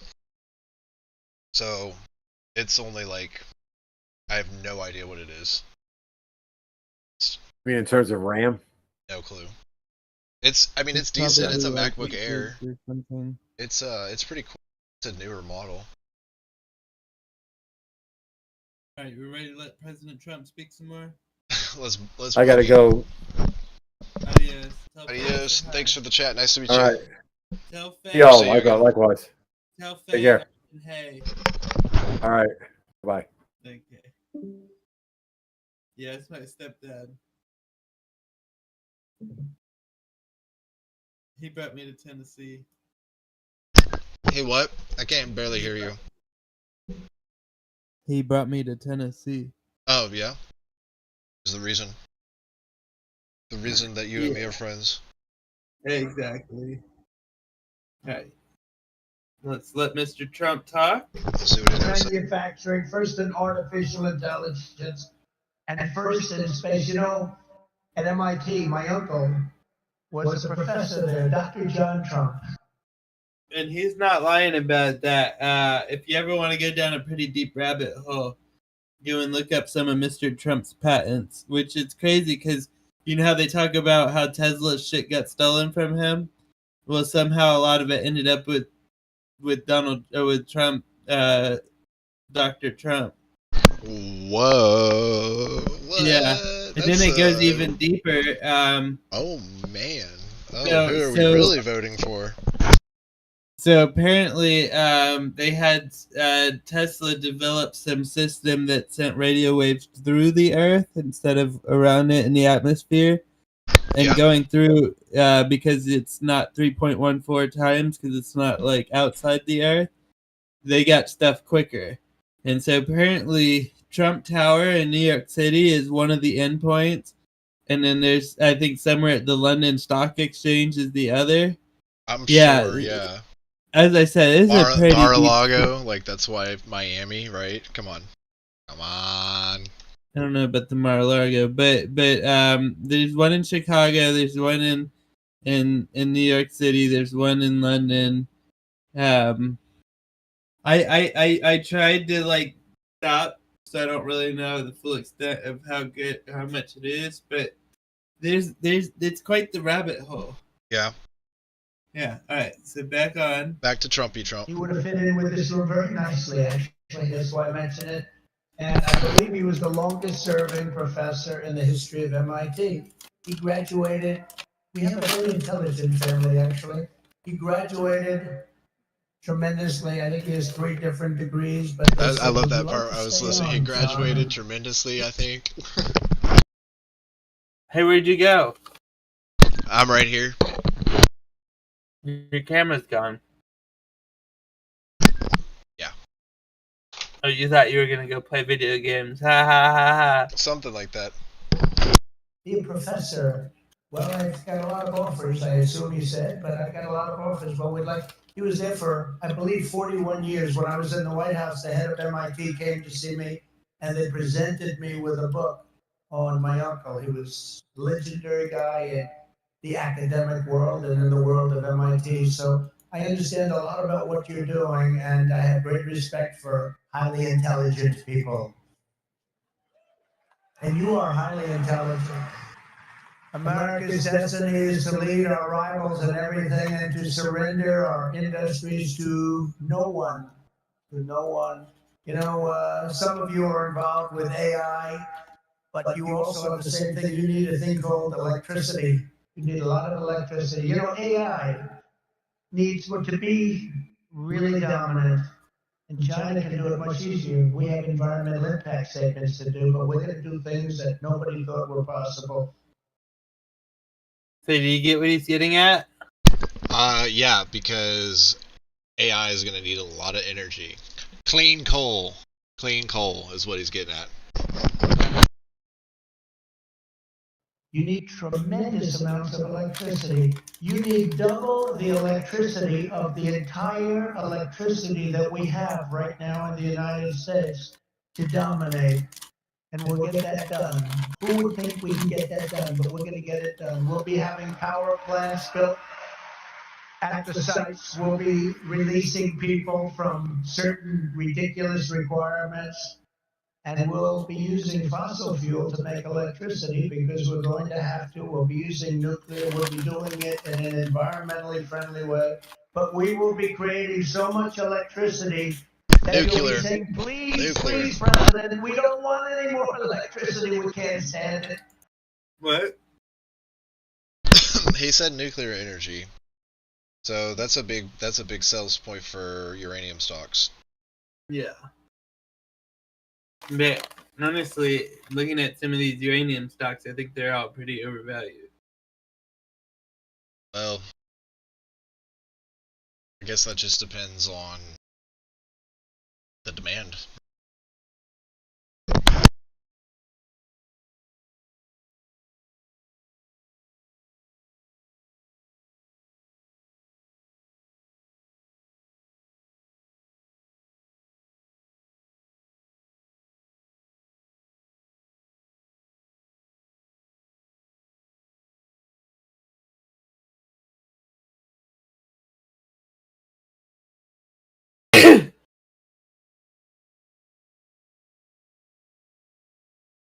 Like this one's 5 times overvalued.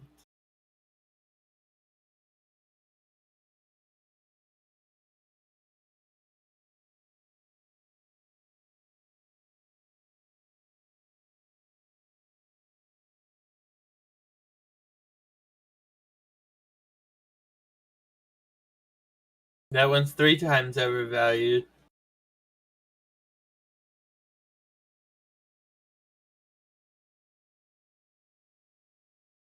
This one might be within a good value.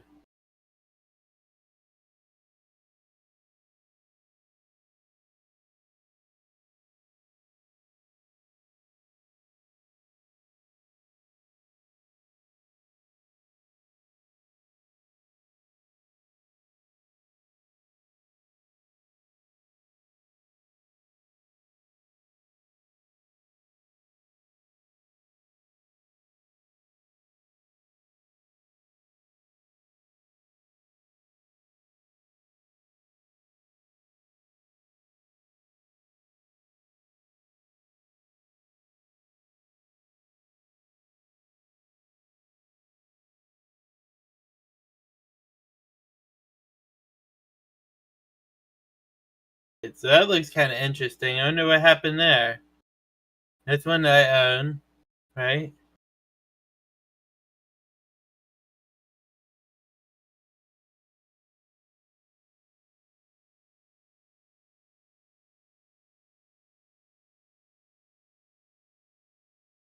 Can you see this, or is the 720p really bad? No, it's really good. It's really good. I can see it really clearly.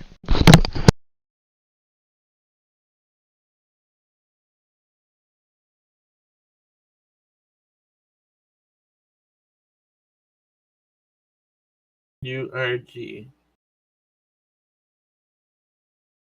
I'm down $9. So I guess tomorrow I'm gonna buy a shit ton of that because there is no reason that should be down, right? What's the news? It's offering more shares. What does this mean? What is this? $1.05. Alright, and where are we at? $1.18. How do I get them for $1.05? How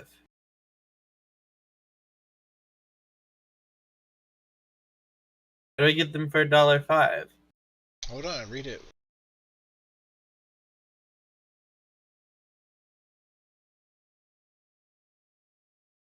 By 29th, so that's tomorrow. Form S3. Huh? Down there at the bottom, the common shares described above are being offered by Your Energy pursuant to a shelf registration statement on Form S-3, previously filed with and declared effective by the SEC by 19, 2023, so over a year ago. Oh, and the patterns, the cycles,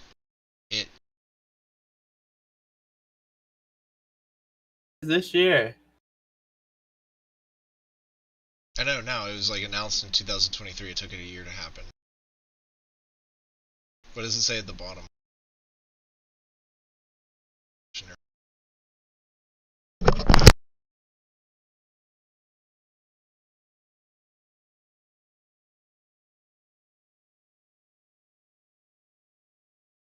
Out of Wyoming, and they've processed 2.7 million pounds.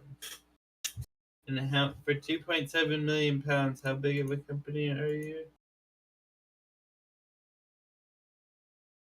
$332 million. So their income, and they're losing $50 million. Damn, they're only making $11 million in sales. Small company, so what if it gets bought out? Go to some other uranium companies and see what their sales are. Because like percentage-wise, we got to find out how big they are compared to the other one, right?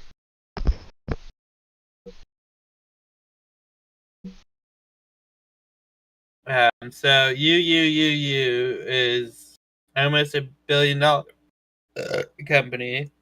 Right. So they're a tenth of the size, and how much is that one trading for right now? $5.67. Okay. So literally, dude, yeah, I mean, that's an interesting play. I would like to do the same probably.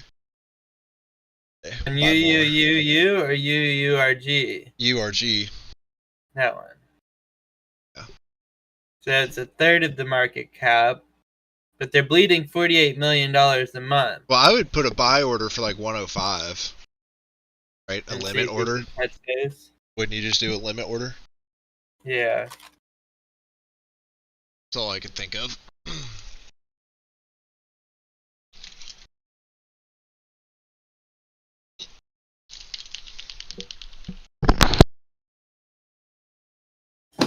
It's crazy. I sold the top of my Tesla.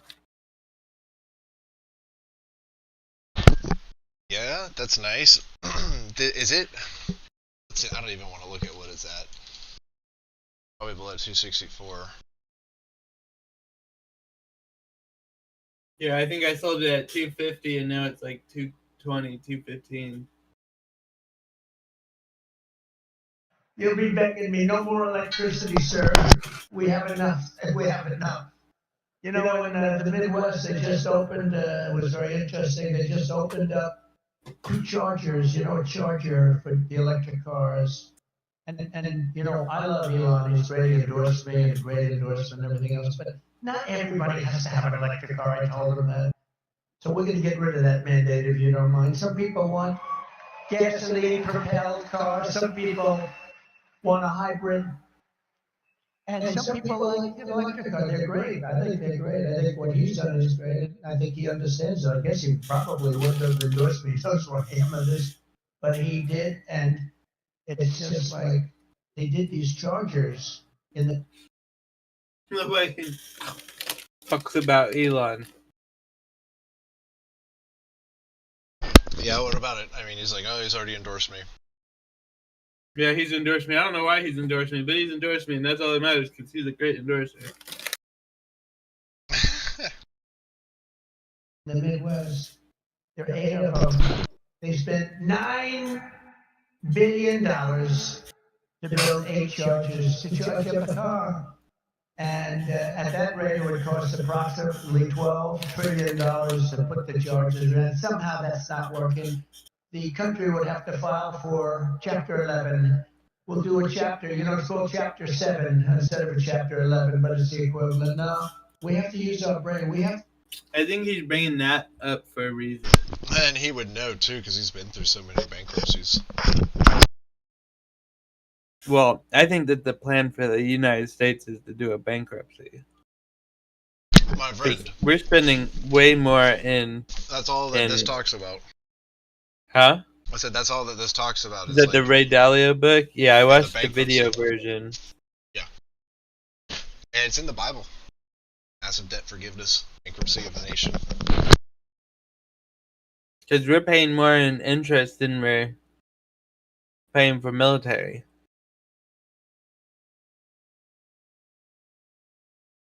And that's no bueno. We are the party of common sense, okay? We have to have common sense, but what we do have to do is we have to produce tremendous electric for AI and for all of the other things, including the things that you're doing, and we'll get it produced, and we'll Including the things that you're doing. or we're not going to be able to compete with China and other countries. So we're going to get it produced fast. This afternoon, I'm laying out my plan. And now he keeps mentioning other countries.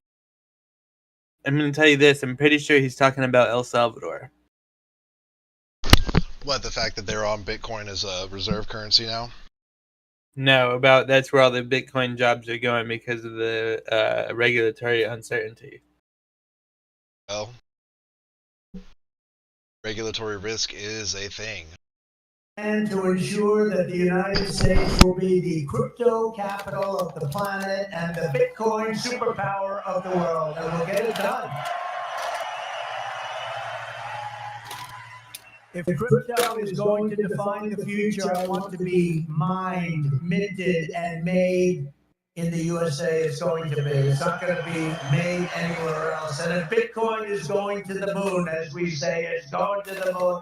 I want America to be the nation that leads the way, and that's what's going to happen. No, you're going to be very happy with me. You're gonna be very happy. So happy. He's the greatest guy. It's gonna be so great. That's why I'm proud to be the first So major proud. party nominee in American history to accept donations in Bitcoin and crypto. In Bitcoin and crypto. And they've made a lot of them, I might tell you. And I appreciate it. Since we made that announcement on May 21st, we have already raised $25 billion, much of it in Bitcoin, crypto, and others that are very, And others very good that are very also. good. But as you know, our excitement about the future of Bitcoin and crypto could not be more difficult from the approach of our opponents. Can't be, look, our opponents have gone a difficult route. They're going old-fashioned stuff. We're going to take it right down the middle. We are so different from anybody else in terms of a campaign. First of all, we understand it. They don't understand it. They are blocking your path. They're blocking your way. But I made it a lot easier for you because the SEC's been very, very tough on you. And now they see that you've embraced me. All of a sudden, people that were under investigation, they're being let go. They say, oh, no, we don't want to do that. We love crypto. Let me tell you, if they win this election, every one of you will be gone. They will be vicious. They will be ruthless. You will be They gone. will do things that you wouldn't believe. But right now, because of me, they're leaving you alone. So please say thank you, President Trump. Thank you very much. Thank you, President Trump. And the reason they're doing that is I've heard from some of your great geniuses that talk to me about this subject. I've heard from Vivek. 175 million people in some form are involved with this world of crypto and Bitcoin and all of the others. 175 million. So when they heard that, they said, let's be nice to them at least until Let's be nice after to the them. election. So I've taken a lot of pressure off a lot of people. A lot At of least people are until very after happy the today election. that about 3 months ago weren't so thrilled. Yeah, For that's 3.5 the biggest thing. Is years, he is going to that right? turncoat? Is this just another great politician lying? Or is he going to be true to his word? Right? Right? I I'm mean, he doesn't.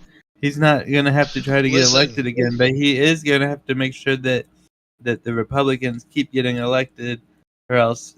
Because remember his first year, right? The first term, I think Drain he the had the swamp. Republicans, and they didn't do shit. He didn't And then drain the swamp. Yeah. yeah, all he did was fill it up. But still, with the Senate and His the own House, cronies. well, but the Senate and the House, he had a Republican House and Senate on his the first semester. But then the second semester, it was all Democrats, and they fought him. And everybody was like, "Well, you should have done everything when you had the Republicans." And so this he time, I got- feel like Yeah, he, at the very least, he's got to make sure that people still continue to vote the Republican. It's this party bullshit. well, it's the Reagan playbook for me all over again. I think he's just Ronald Reagan. He just said that's right. And you know it's right. For 3.5 years, the current administration has waged a war on crypto and Bitcoin like nobody's ever seen before. For those who work in this industry, they target your banks, they choke off your financial services. Have people seen that? Yes. Yeah, they have. Plenty of hands up. They block ordinary Americans from transferring money to your exchanges. They slander you as criminals, but that happened to me too because I said the election was rigged. He said the election was rigged. He should spend the rest of his life in jail for making that statement. Of course, they say it about us and it's okay, right? No. And by the way, we're doing very well in the election. We lost a candidate recently, Crooked Joe Biden. And I thought we lost this wonderful Did he really person. just say He's actually Crooked a Joe terrible human Biden? being, if you want to- Is he thinking of Hillary? Is he senile? What? He said Crooked Joe Biden. Was he thinking about Hillary? Did he just jump back in time 4 years?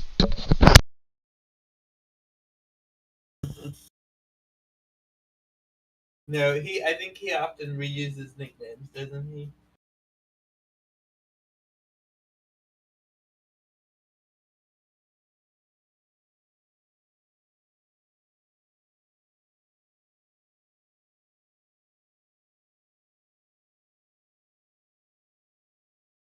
Another truth, so don't feel sorry. And we have another worse, he's worse human being, but And I sort of made an analogy last night. Last night, think of this, I was speaking in front of a very powerful and very strong, very religious group, Christians, evangelicals, Christians. And then today I come in front of Bitcoin, and now I'm going to Minnesota to do a rally. You think my life is so great, don't you, huh? But I cover a lot of territory. I go from religion to Bitcoin to a rally. A rally. And I don't get it mixed up. A rally. That's so much travel. No thanks. Where they come out and they say, there's this account on Twitter that follows his and JD's plane. Which we need, right? We need that transparency. Huh? I said we need that transparency. Yeah. Involved in the Bitcoin world. But actually, we mean that because you need blessing, because you've got to do something very spectacular. But we had an incredible time last night talking to Christians, largely Christians, a Christian group. And this is so great. And then we have a very big rally in Minnesota. It hasn't been one since 1972. Richard Nixon, can you believe it? And I think, Tricky Dick. I think we're leaving Minnesota. But there's some hanky-panky that goes on in Minnesota, but I think we're doing good. So we're going to leave here. We're going to go there for a big rally. But this is such an honor to be with you. Sadly, when we see the attacks on crypto, it's a part of a much larger pattern that's being carried out by the same left-wing fascists to weaponize government against any threat to their power. They've done it to me. Did you see I just won the big case in Florida? Thank you very much. The big case. Thank you very much. Good. Now it's a big case. That was the document case. I have Presidential Records Act on my side. Biden didn't. By the way, Biden, they said, here's what they said. They said, he's guilty as hell, but we're not going to charge him because he's incompetent. I won the case the old-fashioned way. It's called you win. Uh-huh. I wouldn't have wanted to win the way he won. Trump won the case because they called him incompetent. Think of this. So they called him incompetent. So he's incompetent to run for trial, to stand trial, but he's not incompetent to run the country. How does that work? But he's not doing it anymore because he didn't do particularly well in the debate. Did anybody watch the debate? Not too many people. I couldn't watch all of it. Somebody said to me, you did horribly in the debate. I said, what? What? I said I could not watch all the debate. Yeah, it was pretty bad. I think I fell asleep.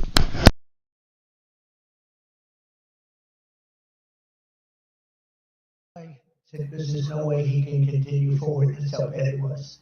I said, I understand that, and that's exactly what happened, actually. We had a great debate. It was a tremendous debate, actually, and since then, hey, look, you have to open the eyes. You have to see what's going on. We have a country to run. The problem is that Kamala is worse than Joe. She's worse. She's a radical left lunatic, defund the police, all of the different things.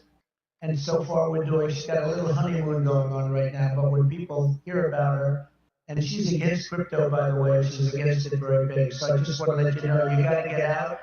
You got to get out and vote.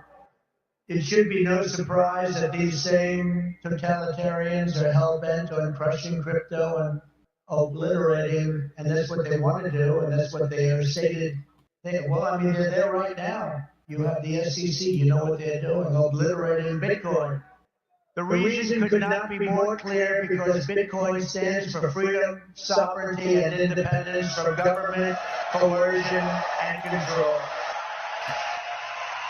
The Biden-Harris administration. But he doesn't mention anything about government surveillance. Repression of crypto and Bitcoin is wrong, and it's very bad for our country. It's really quite un-American. As you know, 6 days ago, we officially defeated the worst president in the history of the United States. I believe he was the worst president in the history of the United States. Think of it. Millions and millions of people have come into our country. They've come in from jails. They've come in from, think of it, insane asylums, mental institutions. They've come in as terrorists. We have the largest number of terrorists coming into our country right now. The same people that you just heard about from Israel, that did that in Israel, they're coming in and nobody checks them. Nobody knows what's going on. We have no idea what's going on. They've lost control of our country, and only bad things can happen. So it's not going to be that way. We're not going to let that happen. We're beat.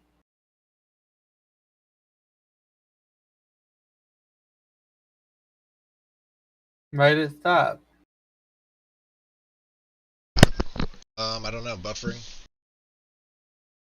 Beating them, and we're beating them badly, and we have to make sure that we do. We need to do it for our country. And you can't just be a fighter and have your man lose the fight, or woman, but in this case a man. He's losing the fight. He's down by 15, 16, 17 points. They say that you're not going to win, Joe. You got to get out. He didn't want to get out. He said, I'm not getting out. He said, you're getting out. He said, I'm not getting out. I got 14 million votes. I'm not getting out. They said, if you're not getting out, we're going to institute the 25th Amendment on your mental competence. He said, like I said before, I think I'm going to get out. Okay? And they got him out. But it's like, think of this. You fight, you're in a campaign. You spend a lot of money, a lot of time, a lot of effort. And he's losing, and then they say, let's take him out of the fight, we'll put a new fighter in there. The new fighter is her, probably my second choice. He will always be my first choice, but she'd be my second choice. And again, if we don't win this race, and I know you're not that political, but you have to be political, because your whole thing, I mean, you have a lot of politics involved in what you do. If we don't win this race, this country could be finished as we know it. This country is going to be in bad shape, and we have to be in there, we have to fight, and we have to win. And I pledge to the Bitcoin community that the day I take the oath of office, Joe Biden and Kamala Harris's anti-crypto crusade will be over. It'll end. It'll be done. It'll be done. The greatest gold salesman of all time. The persecution stops and the weaponization ends against your industry. And as long as I'm in the Oval Office, Elizabeth Warren, Pocahontas, do you remember? Yes, I'm an Indian. She said, I'm an Indian. Why are you an Indian? You don't look like an Indian. No, my mother told me I have high cheekbones. That's why she was an Indian. So I named her Pocahontas. Elizabeth Warren and her goons said she's very nasty to you. She hates your people. She hates everything about you. We'll keep their hands off Bitcoin. They're going to keep their hands off crypto. They're going to let it grow. We're going to let it grow. On day one, I will fire Gary Gensler and appoint a new SEC chairman. From what I saw, he can't actually do that because that's a Congress-appointed position, isn't it? Yeah, he can just to pull strings. That's it.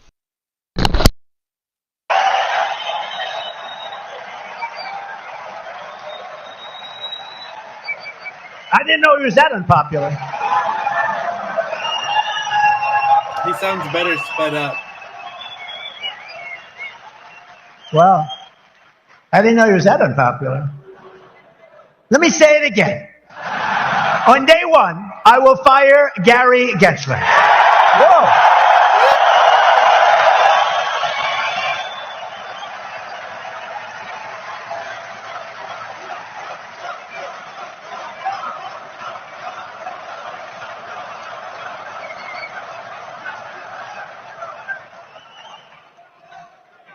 And we'll appoint a new SEC chairman who believes America should build the future, not block the future, which is what they're doing. Which is what they're doing. And Kamala Harris wants to make him Treasury Secretary. That's not good. That's not good. He was Hillary Clinton's finance person. Did you know that? Crooked Hillary. Remember Crooked Hillary? Do you remember her? Anybody remember? He was the finance chairman of Hillary Clinton's campaign against a gentleman known as Donald Trump. Not a popular person within the... Actually, she came to my wedding. Do you know that? To our great First Lady Melania came to our wedding, and Bill came to our wedding. So if Bill and Melania was there, you know who else was there? Epstein. I mean... But it's amazing things when you run for office, a lot of things change in your life. A lot of things change. As president, I will immediately shut down Operation Choke Point 2.0. They want to choke you. They want to choke you out of business. We're not going to let that happen. And no longer will your government sit by and watch as Bitcoin jobs and businesses flee to other countries because America's laws are too unclear and too tough and too angry and too stiff. We will keep each and every Bitcoin job in the United States of America. That's what we're going to be doing. Upon taking office, I will immediately appoint a Bitcoin and Crypto Presidential Advisory Council. Would anybody like to be on that particular council? Please raise your hand. Their task will be to design transparent regulatory guidance for the benefit of the entire industry, and they will get it done in 100 days. We will have regulations, but from now on, the rules will be written by people who love your industry, not hate your industry, people that want to make it clear and simple, straight. He sounds like he's talking to a bunch of union car workers. Well, I mean, Bitcoin mining is still, it's still kind of like a brotherhood. Forward and fair. People that want to see your industry thrive, not dive. Next, I will immediately order the Treasury Department and other federal agencies to cease and desist all steps necessary because, you know, there's a thing going on in your industry. They want to move the creation of a central bank digital currency. It's over. Forget it. CBDC. There will never be a CBDC while I'm President of the United States. And I will always defend the right to self-custody. Self-custody. You're going to have a great industry. You're going to have a great industry, and we're going to be fuel for your industry, not demolish your industry. America will once again be a nation that protects property rights, privacy, freedom of transaction, freedom of association, and freedom of speech. We're going to change we're going to go back to the old days when we were a nation that was building, not a nation that was eating itself alive from within. As part of our effort to provide regulatory clarity, we will create a framework to enable the safe and responsible expansion of stable coins. Do you know what a stable coin is? Does anybody know? Please raise your hand. What if that stable was purposeful? Huh? Calling them staple coins over stable coins. Well, you It hear does kinda nobody sound cheering about the stable coins. Yeah, but I mean, he's campaigning on all the stuff about CBDC and all of that. I wonder if And he's the way gonna... he said it, it was particularly a keyword. It was a dog whistle.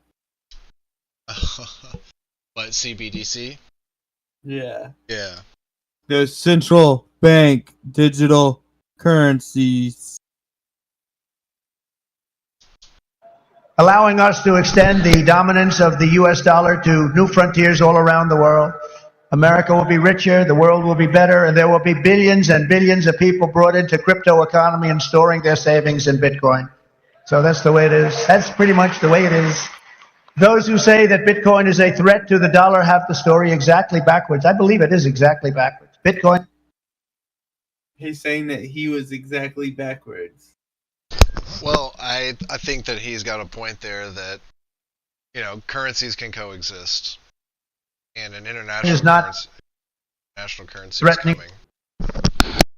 The dollar. The behavior of the current U.S. government is really threatening the dollar.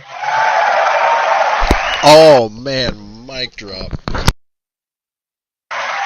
The danger to our financial future does not come from crypto. It comes from Washington, D.C. Yeah, but even when he was the fucking president, it was still quantitative easing and dumping money in the economy. It comes from trillions of dollars in waste, rampant inflation, and open borders while giving welfare and free health care to all of the illegal aliens that are pouring into our country by the millions and millions and millions. It comes from printing hundreds of billions of dollars to fund endless wars overseas while our cities are like combat zones here at home.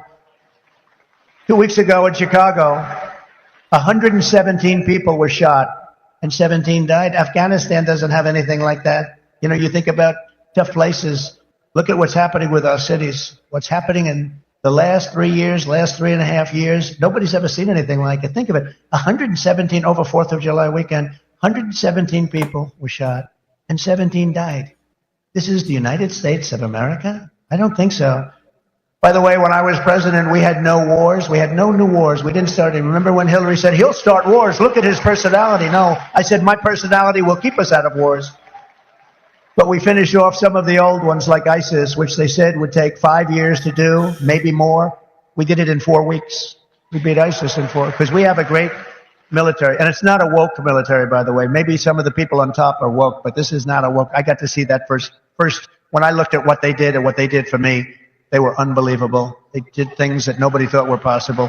Our real generals and our soldiers, there's no woke. They're trying to get them to be woke, but these people are not going to go woke. I can guarantee you that. With your support this November, we will restore confidence and we will restore common sense to our nation's capital. Because ultimately, it is about, it's not, are you conservative? Are you liberal? Are you progressive? They like progressive. It sounds so nice, right? It'll destroy our country. It's actually become a terrible word. It'll destroy our country. But it's not about that. It's about common sense. We want to bring common sense back in. This is all common sense that we're talking about today. And Bitcoin and crypto will skyrocket like never before, even beyond your expectations. And you are the people that are doing it. As we stop the war on crypto, we will immediately, and we'll do this very quickly, begin to build our economy, because when America is prospering, Bitcoin is soaring and it'll go up with it. We had the greatest economy ever, and we will soon have it again. Under the Trump administration, the typical middle-class family income rose by $6,000 a year. People don't like mentioning that. America had more money to save than at any time in many decades. As a result, during my 4 years in office, now you have to listen to these numbers. These numbers are like beautiful. And I don't want to repeat myself. Listen to these numbers. As a result, during my 4 years in office, Bitcoin surged by 3,900%. From $898 the day I took office to $35,900 the day I left. That was the biggest jump, I guess, in just about any industry. Think of that. Now compare that to just after 3.5 years of Biden and Harris, adjusted for inflation, Bitcoin is up 50%. Now 50% sounds good, but not when you're comparing it to almost 4,000%, right? 50%. You know, normally you'd say, oh, that sounds pretty good. Let's not put that into the speech. No, 50% is not good. When people can't afford groceries or rent, they have no savings to store in Bitcoin. This administration caused the biggest inflation in the history of our country, and that's what's happened. Our people are being wiped out. From the very first day we take back the White House, we will replace the Biden-Harris economic stagnation with a brand new Trump economic boom. You're going to have a tremendous boom.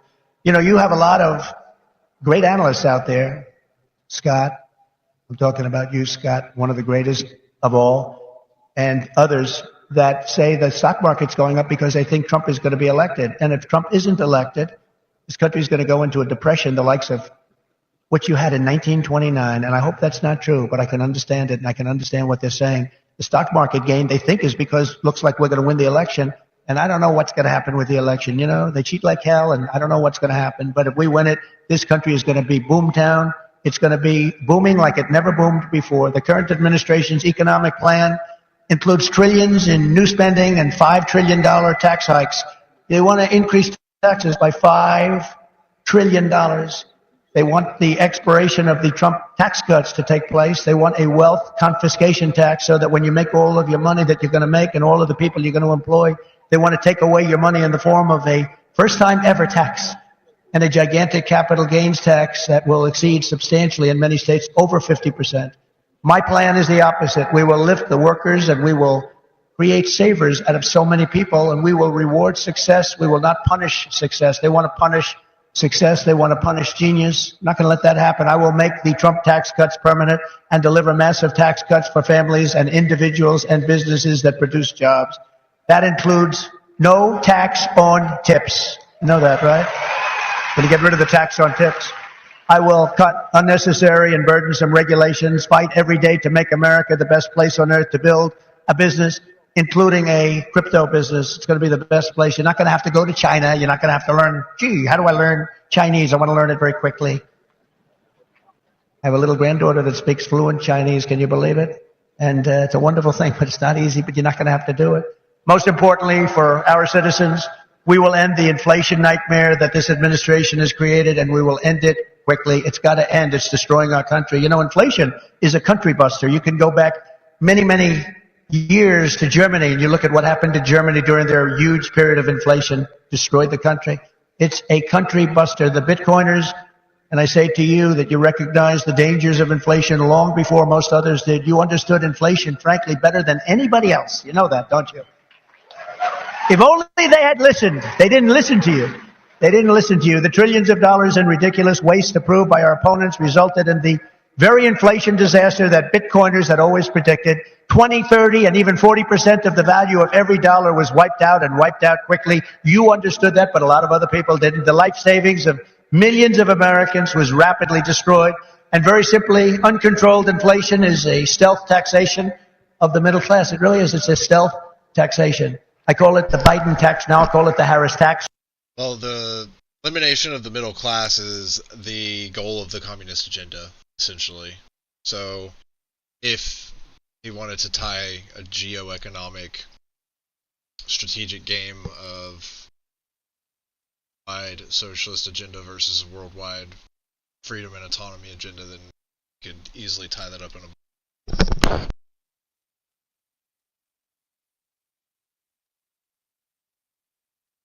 Or the Harris-Biden tax, or whatever the hell we're going to call them. But it's a disaster. It's a tax of 50%. It's a 50% tax. Inflation, think of it. It's a 50% tax on people, 50.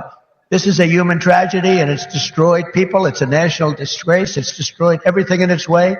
It must never be allowed to happen again, and it won't. When I'm president, I guarantee you it won't happen, because we're going to do things that make sure it doesn't happen. They've allowed pricing to get totally out of control. We're going to do energy, bring it down to levels that people have not seen in many, many years. We had it at levels. We were at $1.87 for a gallon of gasoline. You don't see that right now. For 4 straight years, under my leadership, we had effectively no inflation, none. When I left office, it was 1.4%, and then it stayed there for almost 2 years. Remember when Biden said it was 9? I inherited 9%. That was just another lie. Misinformation, disinformation. We gave them a hot country. We went through the COVID. We did an incredible job. Never got credit for that. Always got credit for the economy, for the military. We rebuilt the military. We created Space Force. We did so many different things. Never got credit for that. You know what? We gave them a great country with essentially no inflation. And after 2 years, they drove this country, and they drove inflation through the roof. 2 years, cost of living went up, in some cases by over 50%. And they say 22%. They like to say 22, but it could be much higher, and it is much higher depending on what they include. They don't include things like interest rates that went from 2.5% to 10%, but you can't get the money. When I return to the White House, I will stop the wild and wasteful spending of this administration. I will end the endless wars. They never stop. Again, we had no wars. We had no new wars under your favorite president, President Trump. We had no new wars. They thought I was going to start a war. Let me tell you something. I'm going to stop World War III, because we're closer to World War III than we've ever been since the end of World War II. I will seal the border and stop the invasion of millions of people pouring into our country illegally. We will totally defeat, and we will do this quickly. We will defeat inflation, and together we will bring back the American dream for citizens of every race, religion, color, and creed. We will bring it back, the American dream. You don't even hear the statement American dream anymore. You don't hear those words anymore. We used to talk about the American dream. A lot of you people are in the American dream, but you're going to be crushed if you don't elect me. I hate to tell you. You don't elect me, you're going to be crushed. You're going to say, Alice, what a mistake it was. We went for a person who has no talent. She's been a failure at almost everything she's done instead of Trump. And look at us now. We're going to move into an extremely small house from our beautiful house. But we will end the war on American energy, and we will very simply drill, baby, drill. We're going to drill, baby, drill. We have to. It's what we have. We have more liquid gold under our feet than any nation in the world, more than Saudi Arabia, more than Russia. We don't use it. We don't use it. They use it. We don't use it. We go out and buy oil from Venezuela. It's amazing. But we won't stop there. We will harness American energy in all forms. I have set the ambitious goal that by the end of my term, the United States will be the #1 lowest cost of energy and electricity of any nation on earth. We can make it so inexpensively. Because of what we have under our feet, we can make it. All right. Teal, you're muted. I cannot hear you. We over here watching Trump's speech and stuff. What speech? Oh, he got a speech? Yeah, from the Bitcoin. Oh, wait. Fuck yeah. What's up, JB?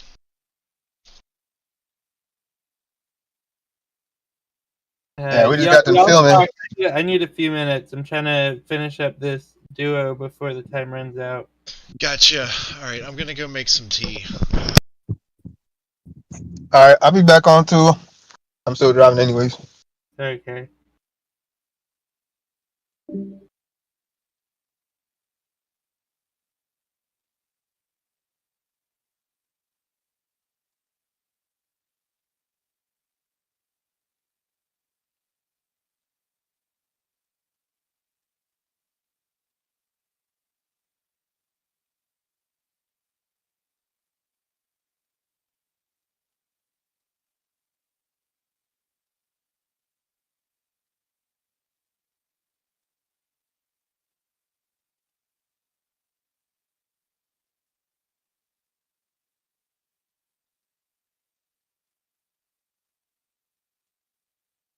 Estos abrigos son marrones.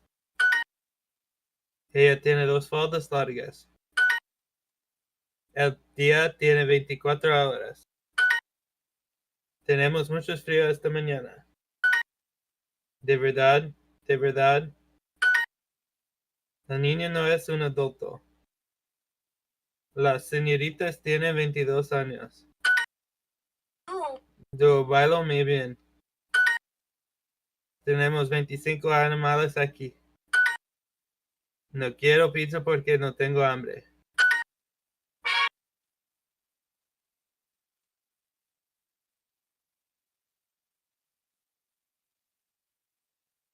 Te ayuda a pintar las paredes.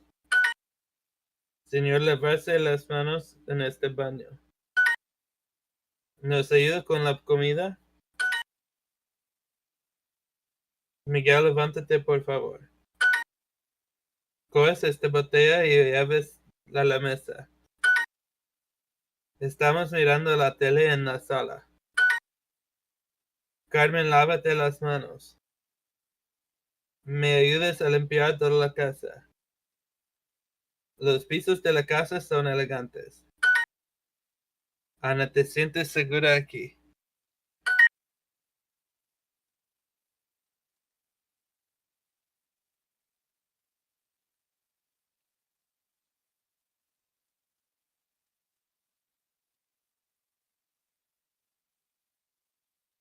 Nosotros les mandamos dinero a nuestros hijos.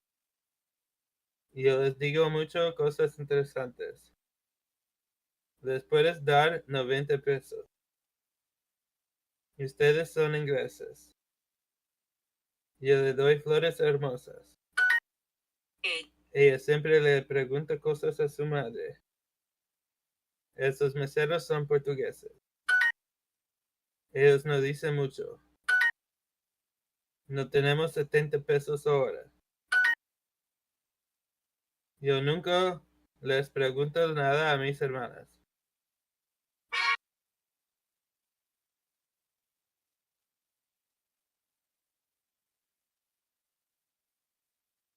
Es un buen precio. Mi abuela siempre olvida sus lentes. Ana va a olvidar su cartera. Yo tengo que erguer una de estas camisas. Ella necesita alguna falda negra. Hay tiendas baratas en el segundo piso. Bebimos un mal café allá. Ella pagó un mal precio por esos vinos. Ay, pobre hombre. Ella no compró ninguna camiseta.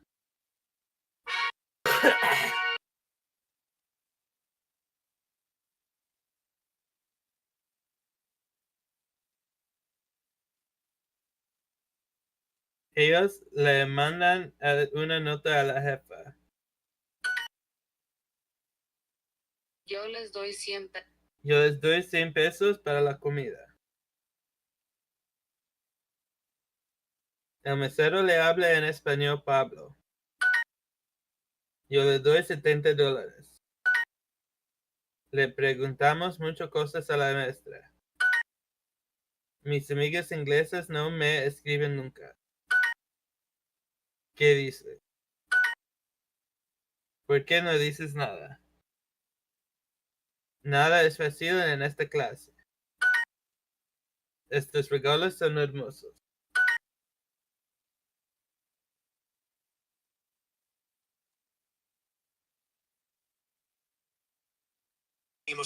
No vinimos anoche, pero vinimos hoy. ¿Qué fue ese ruido? Él no vino con nosotros hoy. No encontramos la tarjeta de crédito. Ellos no compraron nada ayer. Mis padres vinieron conmigo. Ustedes ya caminaron por la playa. Ella está disfrutando un día en la playa. ¿Qué compraste con 500 pesos? Y entonces, ¿qué ciudad va a visitar?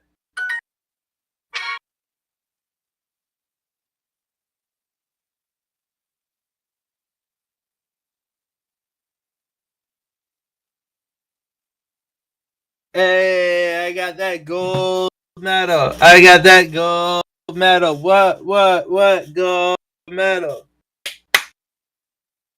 Hey.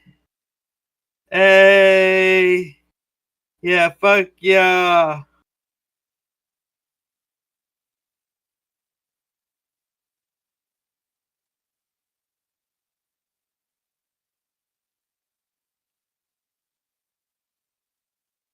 Oh yeah, that's a good idea. Smokable intermission. Where's my iPad?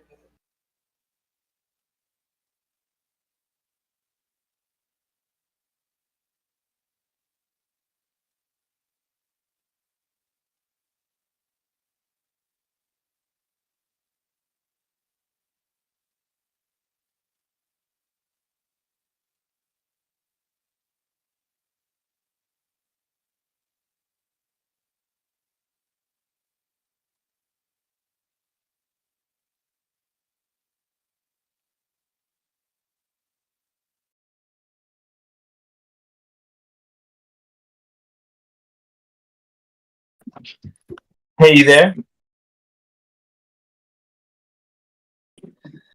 Hey, ¿estás aquí? Mira. Mira. Mira.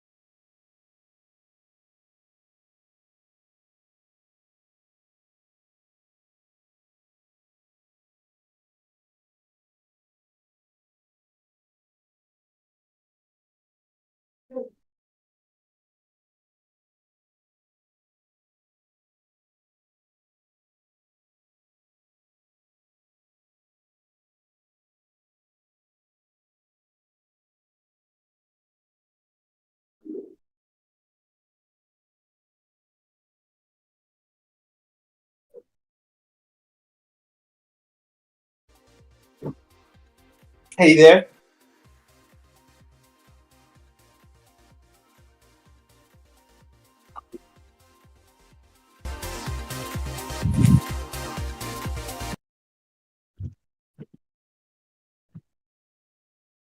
Oh yeah, I forgot you can do Discord on your phone. Huh? Said, yeah, I forgot that you could do Discord. Oh yeah, it's an iPad. It was easy to put that shit on my phone.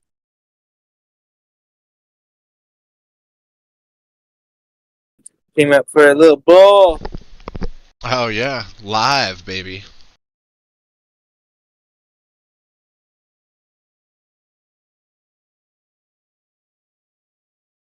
When's JB supposed to be here? I don't know. Why don't you take over the screen share? Let's I guess let's look at some FinViz and see what's gonna be good for the next few days.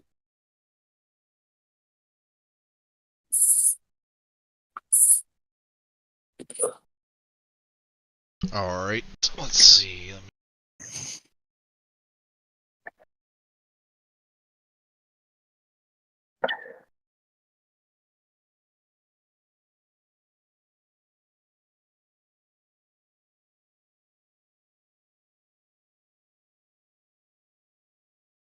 See.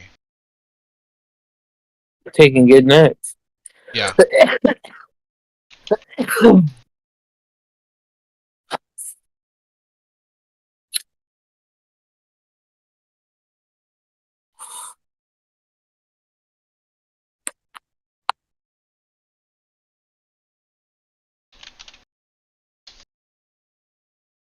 Quiver Quant. Hey.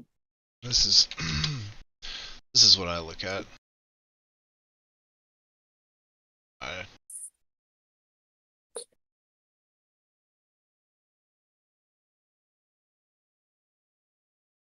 Yeah, because it does beg to the question, Rivian. Sure, you can say Tesla and Elon all he wants, but people are buying Rivians and others because they're not Elon. A and B, the current government, is gonna bail out anybody who's not Elon if they fail. okay. So can you see my screen? Yeah, They because you said can. Quiver Quant. So Rivian is along in the Kamala Harris admin, in a shirt and a Trump admin. Unless Trump does something that makes it favorable for Rivian. Where's Dexcom? They do diabetes stuff. I think this is a good. This is. I'm long. This company. Disclosure to anybody viewing.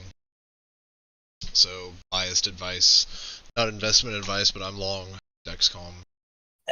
Yeah, invest at your own risk. I think this being down 40% is fine. I think it's a dip, sure. So to all the individual investors out there, that would be one worth doing a risk analysis for yourself on. Intel, is this about right? Oh. Yeah, but Intel and AMD are fucked right now.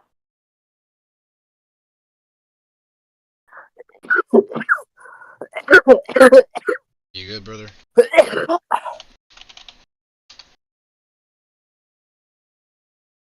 You over here reusing password?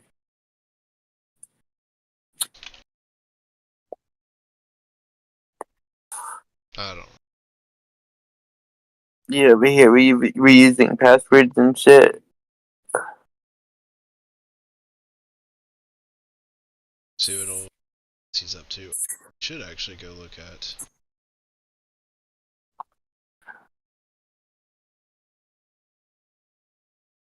Yeah, she's got all safe kind of investment.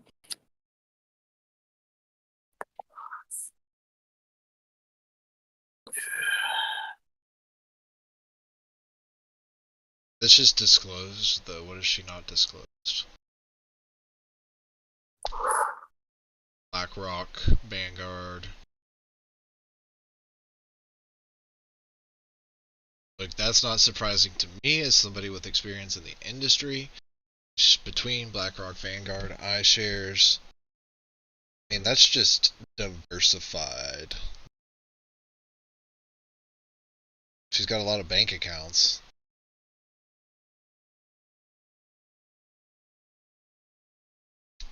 This is a retirement. So she's from San Francisco, California. Is where she's from. She used to work at Merrill Is that Lynch. Nancy Pelosi? This means no. This is Kamala. Oh. Dude, this means look. This means she used to work at Merrill Lynch. Where What? did I go?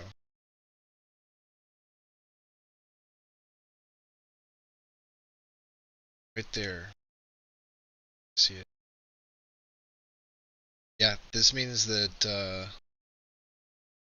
spouse I used worked to at have a Merrill Merrill Lynch. Lynch. I used to have a Merrill Lynch retirement plan.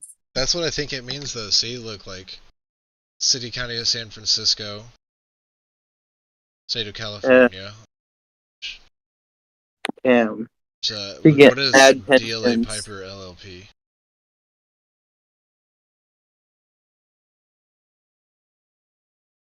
It's a global law firm, so she worked there, or took money from.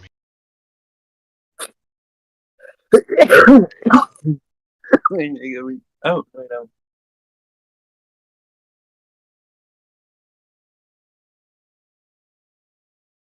I said it. I went into the accessibility controls in my iPhone and made it so that I can double tap the back of the phone to like scroll. So like if I'm on Twitter or something, just keep tapping. Dude.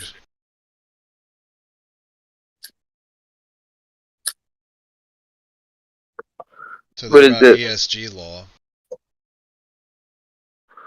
It looks like a very poorly designed website. Commercially minded finance advice. I wouldn't use anyone else. Okay, so awards and like pretty standard stuff.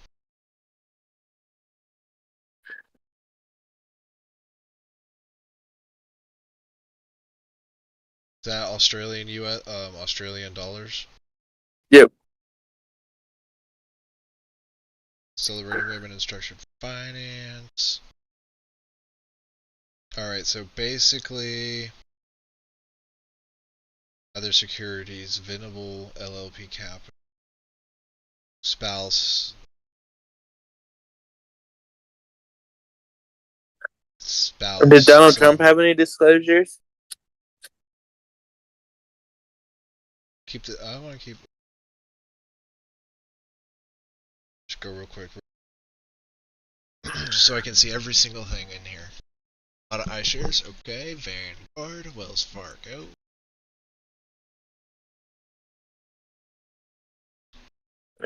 We pack a boat. And she's got a, why does they're almost over diversified, brother. Over diversified. Maybe they're doing it for show. I don't know if Trump was ever. Like he should at the very least, own shares of his own companies. Yeah, it's not on here. Look, what you can do is look up the media conglomerate.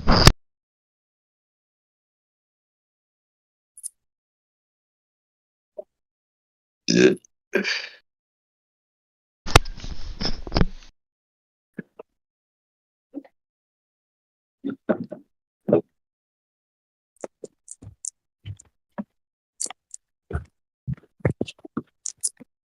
Yeah, they tell you the price of the lumber went up to $329. I feel like we paid $290. No, $320. Ooh, lumber And like liquidators. without the 100 discount, the discount for the 100 is like $359 or something.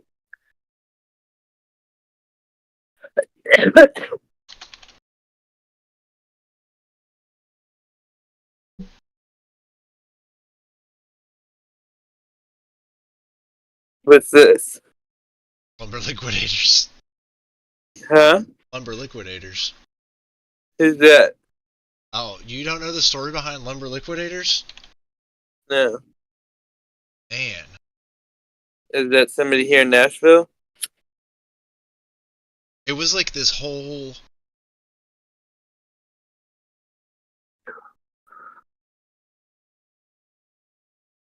thing with lumber liquidators flooring.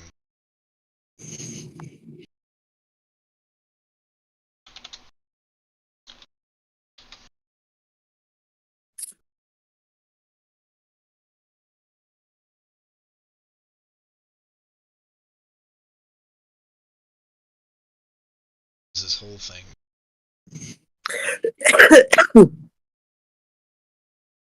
It was a week of the GameStop, and it was like this was one of the other holdings of Ken Griffin and Citadel, and they were like short this, and so a lot of people started buying into it. It was like a little spin-off, that's all. Yeah, it's down below $1. Let's see if we change the time.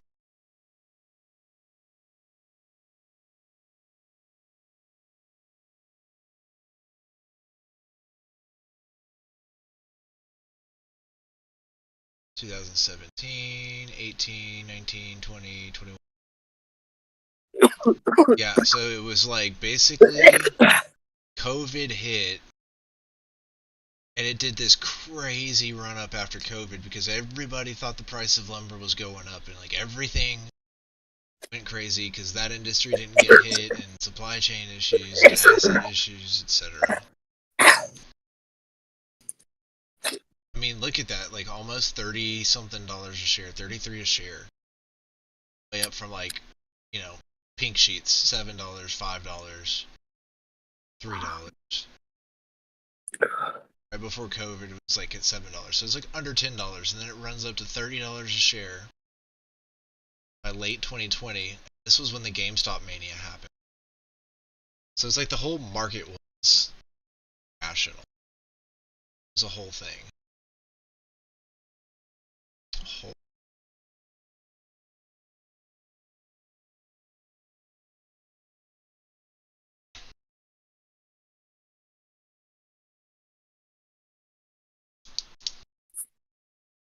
Yeah, have you looked any more into that Kodiak gas service? Yeah. I can't shake the feeling it's one of those it's too good to be true. Well, let's look into it. Because they make compressors. Or they service compressors. Contracts. Which I guess is critical infrastructure. But to be able to give out the kind of dividends they're giving out, like, are they trying to bait investors? See. Alright. Damn, I can't even read this. Control Plus? Oh, that's too much. There you go, yeah.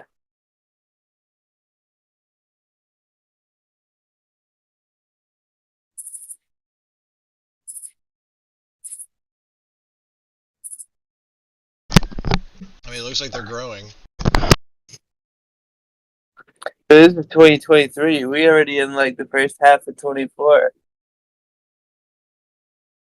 I mean, we already done with the first half of 24. Yeah, so this is quarter 4 to quarter 1. 23 to quarter 1 of 24.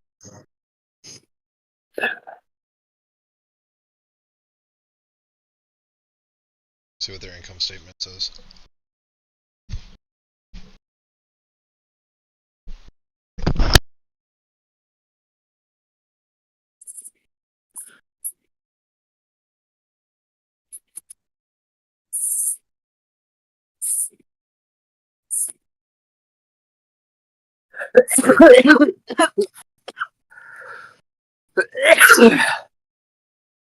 I'm gonna sell a bunch of Here it is, right here, buddy. Look at this strange, almost $30,000 gain on derivatives that they got this year versus last year. See that? I don't know what that is. Exactly. That's why it's fishy. What did they describe as derivatives? Derivatives are what caused the 08 and 09 crash. So you really have to find out this meant right here. Why are they going from a loss of 8,000 to a surplus of almost 20,000? Other expensive, well, they decreased their expenses quite a bit year to year. Here's another one where they went in a negative. So income before income taxes. So last year they had a loss. This year they had a surplus, so that's good. So that's probably where the derivatives might have come from, because that might be plant and equipment equivalents. And maybe they were able to harvest a massive tax write-off year for straight line depreciation. It might I don't know. This company is. And they went from a negative loss per share to a positive earnings per share. Nice. Yeah. Their cost of operations, though. Give me 1 second. 17,684 divided by 8988 equals 1.967. So almost 2 times, just under 2x their cost of operations. So did they hire more employees, or did they get hit with more regulatory oversight committees? Or did they buy up another company? Take on new workforce.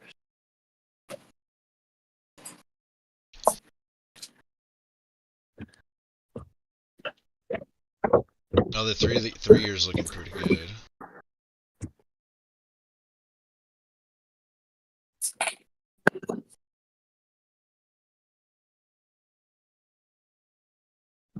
Yeah, like disclosure, I am long this position. Same. I'm also long life forward, and I don't see any good coming unless Yeah, well, this is Neuralink. another one that we are long. Disclosure, invest at your own risk. Rewalk, robotics, or LifeWord. We believe that this company has massive potential. I believe that Neuralink's gonna buy it, and their big factory is like right across the street. Yeah, so if Starlink and Neuralink and Elon Musk buy that, and it's basically what helps other people walk, like the guy at the Olympics, we're looking at seriously interesting future for chipsets, robotics, AI be integrated for people so that they can.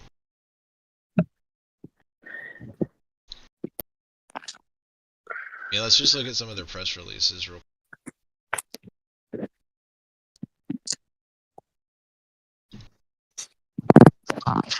Okay.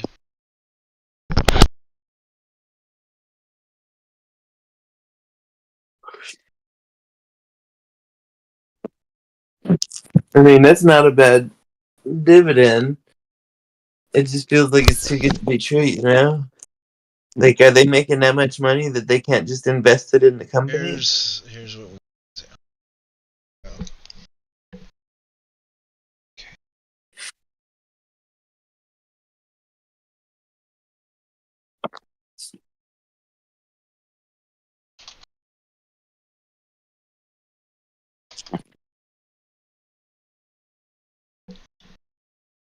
Yeah. Bury it in. Sir.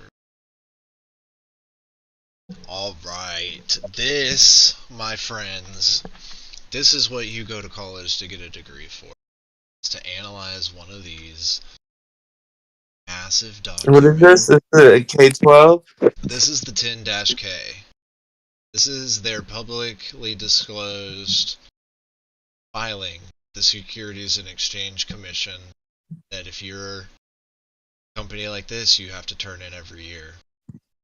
It goes through everything. This is why major accounting firms exist, like KPMG and Big Four, essentially, that harvest just so business and accounting students. So, CrowdStrike would be interesting. At their 10-K.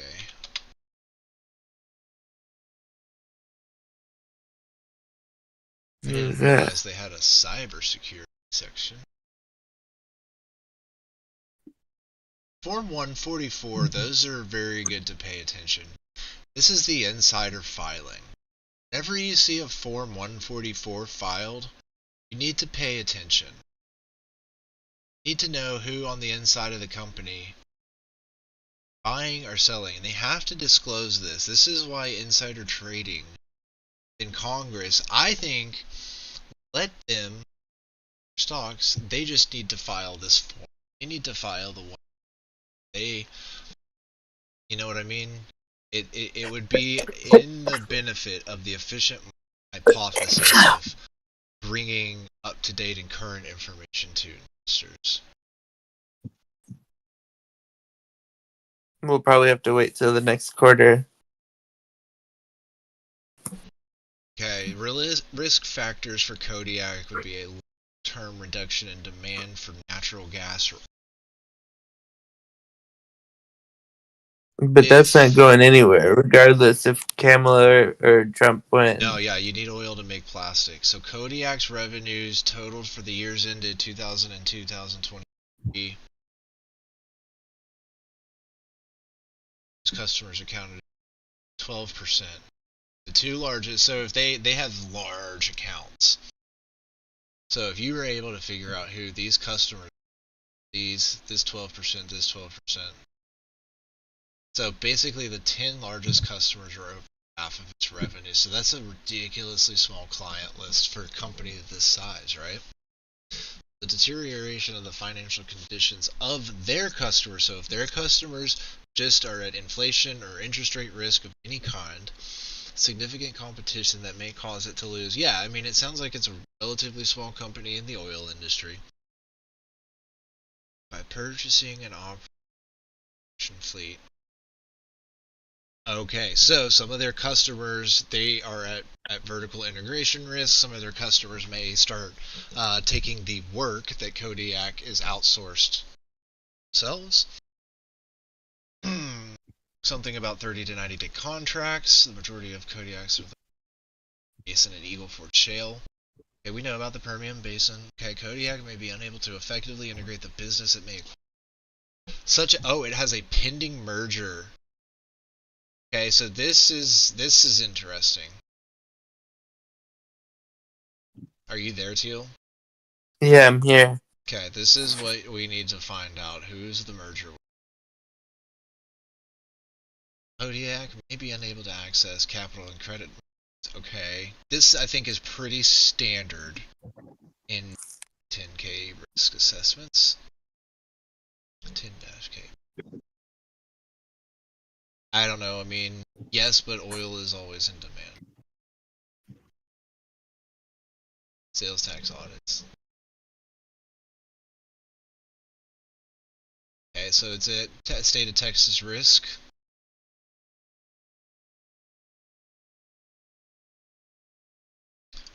So, safety stocks that do safety equipment. Okay, decrease in natural gas is a risk. So they've got a lot of risks that they have to disclose. Let's go back up to the top. To the table of contents. Mine safety, that would be interesting. Not applicable. That's good.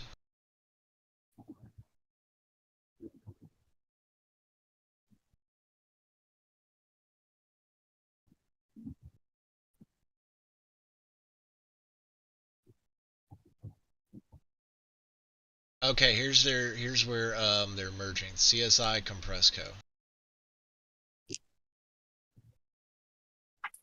So who's swallowing who? Right. Can you see my screen still? But I mean, yeah, I see it. Yeah, that's good right there.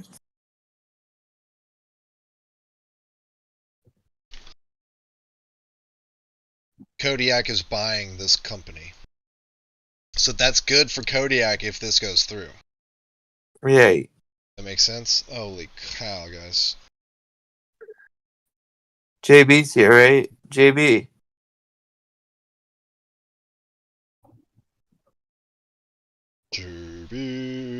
JB's here. I want to Is he? Yeah, he's here.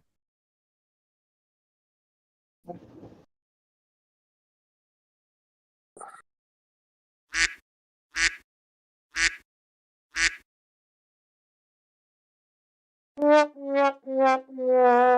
JB making those noises? Oh, that's me. Nice. Wah, wah, wah, wah.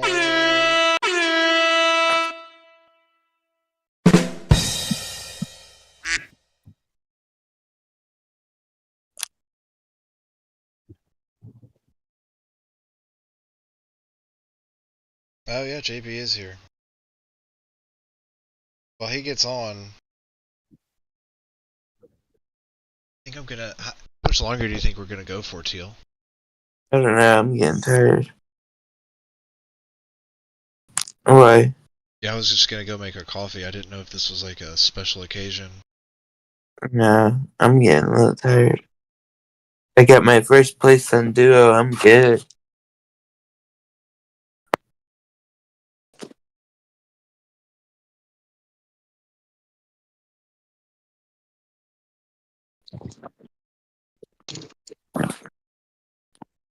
Yeah. In fact, I actually think I'm ready to dip off. Can you hear me now? Yeah, I Yeah, can hear what's you. up? My Bluetooth wasn't working.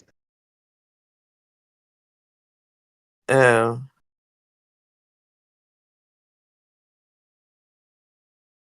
Just got home, JB?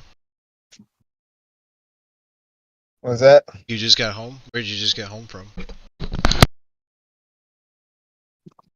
Oh, at the community college place, do some filming, Oh, do a hip nice. hop show. It's like a not a documentary, but what do you call it? Like a docu-series type thing, or just doing some kind of like expose, maybe? Yeah, can you hear me? Yeah. yeah. Oh, yeah. Yeah, it's off of White Bridge, this community college over there. Oh, National State? I think so, yeah. Yeah, doing a little film over there. I did a semester there.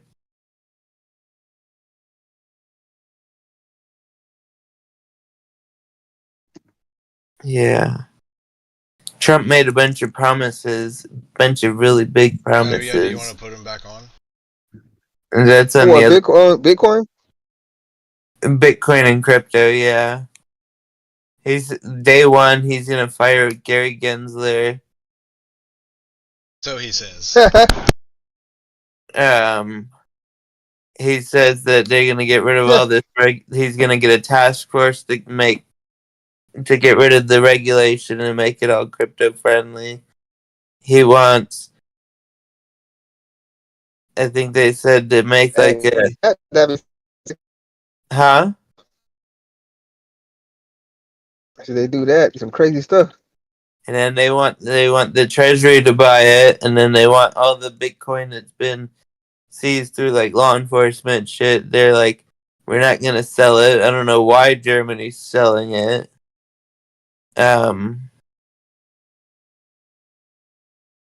Yeah. He said he's pro self custody. Huh? Nah, Germany stuff. Yeah. He says he's all in.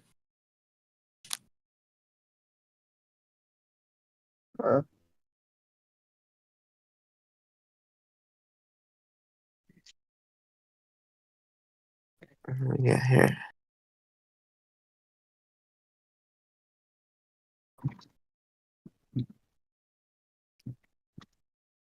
Yeah, let's look at Life Forward real quick. Life Forward. Life Forward. Free walk. Is this the right company? Oh. Mm-hmm. I can barely see anything in that text. Anti-gravity systems.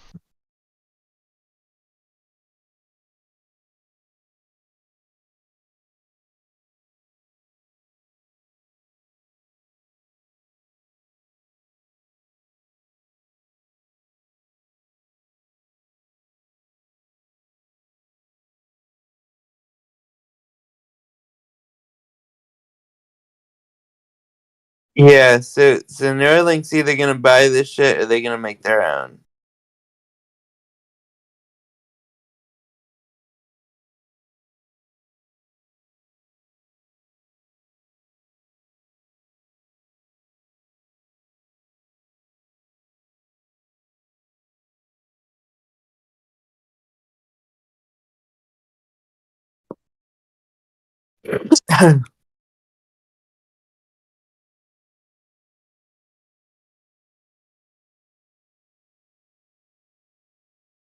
I think this is a long-term hold. Yeah. Very niche.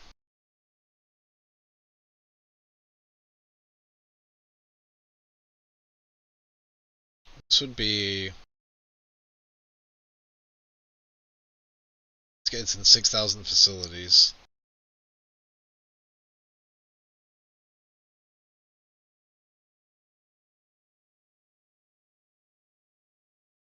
So if you have, like chronic injuries and you need to start working out again, this is like something you might see in the Jetsons. Yeah, I think this is a good long. Mm-hmm.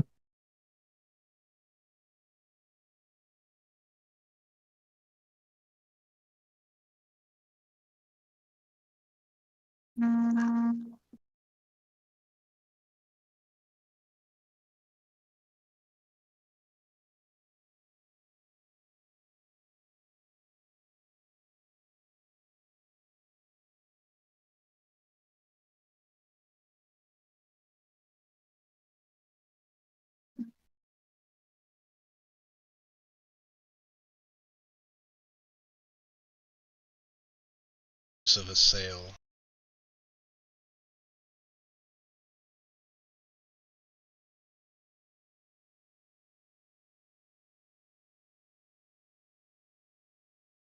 $2,857 shares sold.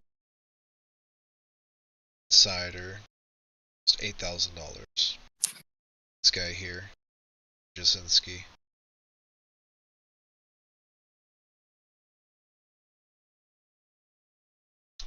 Not anything out of the ordinary.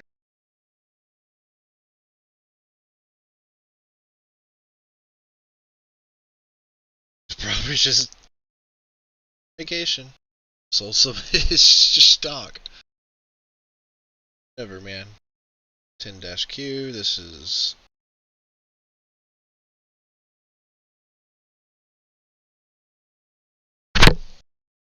out of Israel. Did you know that, Teal? I'm sorry, what? They're an Israeli company. Oh, wow. See what's under their risk factors. Oh, they're at delisting risk. They could be delisted. They probably just did a split.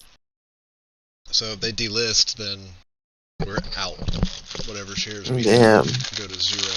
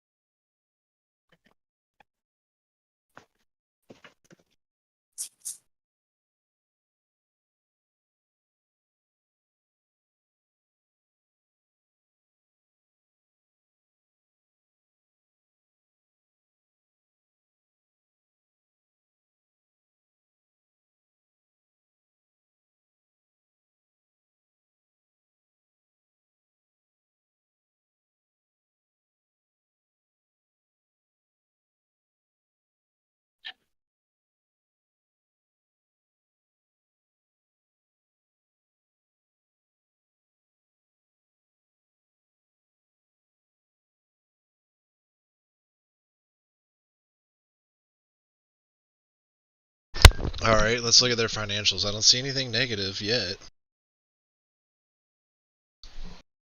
Oh, they're unaudited. It says unaudited. It's kind of shady.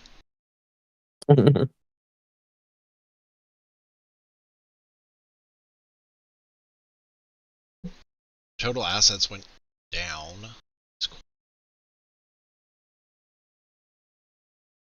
liabilities, 10,000 to 55,000. Okay. 50. Okay. 40,000 is shareholder. Accumulated deficit. Look at this accumulated deficit. That's huge.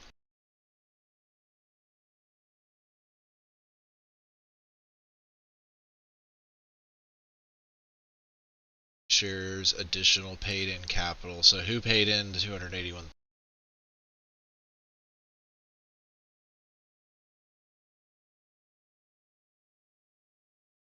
Their gross profit is going up. Revenues are going up according to this statement. So are their operating expenses. Their net loss for the year increased. Their loss per share increased.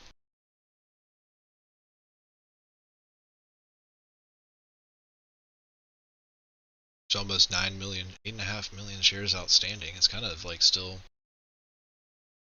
It's got a lot of legs to run if it takes off.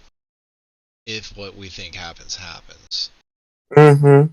So can it be mass manufactured? Sure. Yeah, I think this is a long-term play for sure. Mm-hmm. Especially risky if you're looking at these adjustments to reconcile net loss. Right, we're going up. Net cash used. So we have negative cash being used to operate. But this is a double net decrease in cash equivalents, right?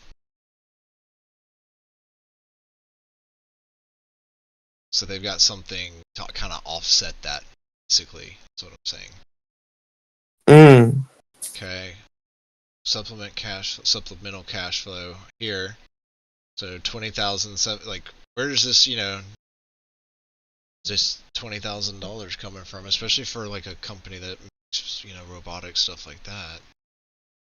Taking a lot of cash sales, it's got to through like insurance and stuff. So I would just, just be curious.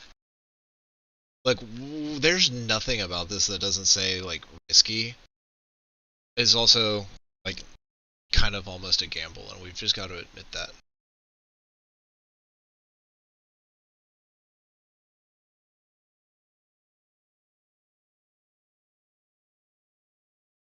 Taylor, you going to bed? I'm tired. Yeah, I should go to bed. We should pick this up another day. Okay. I think JB's muted. I don't know, but go and get about one game of Apex in for the night. See you guys. All right, peace. Peace.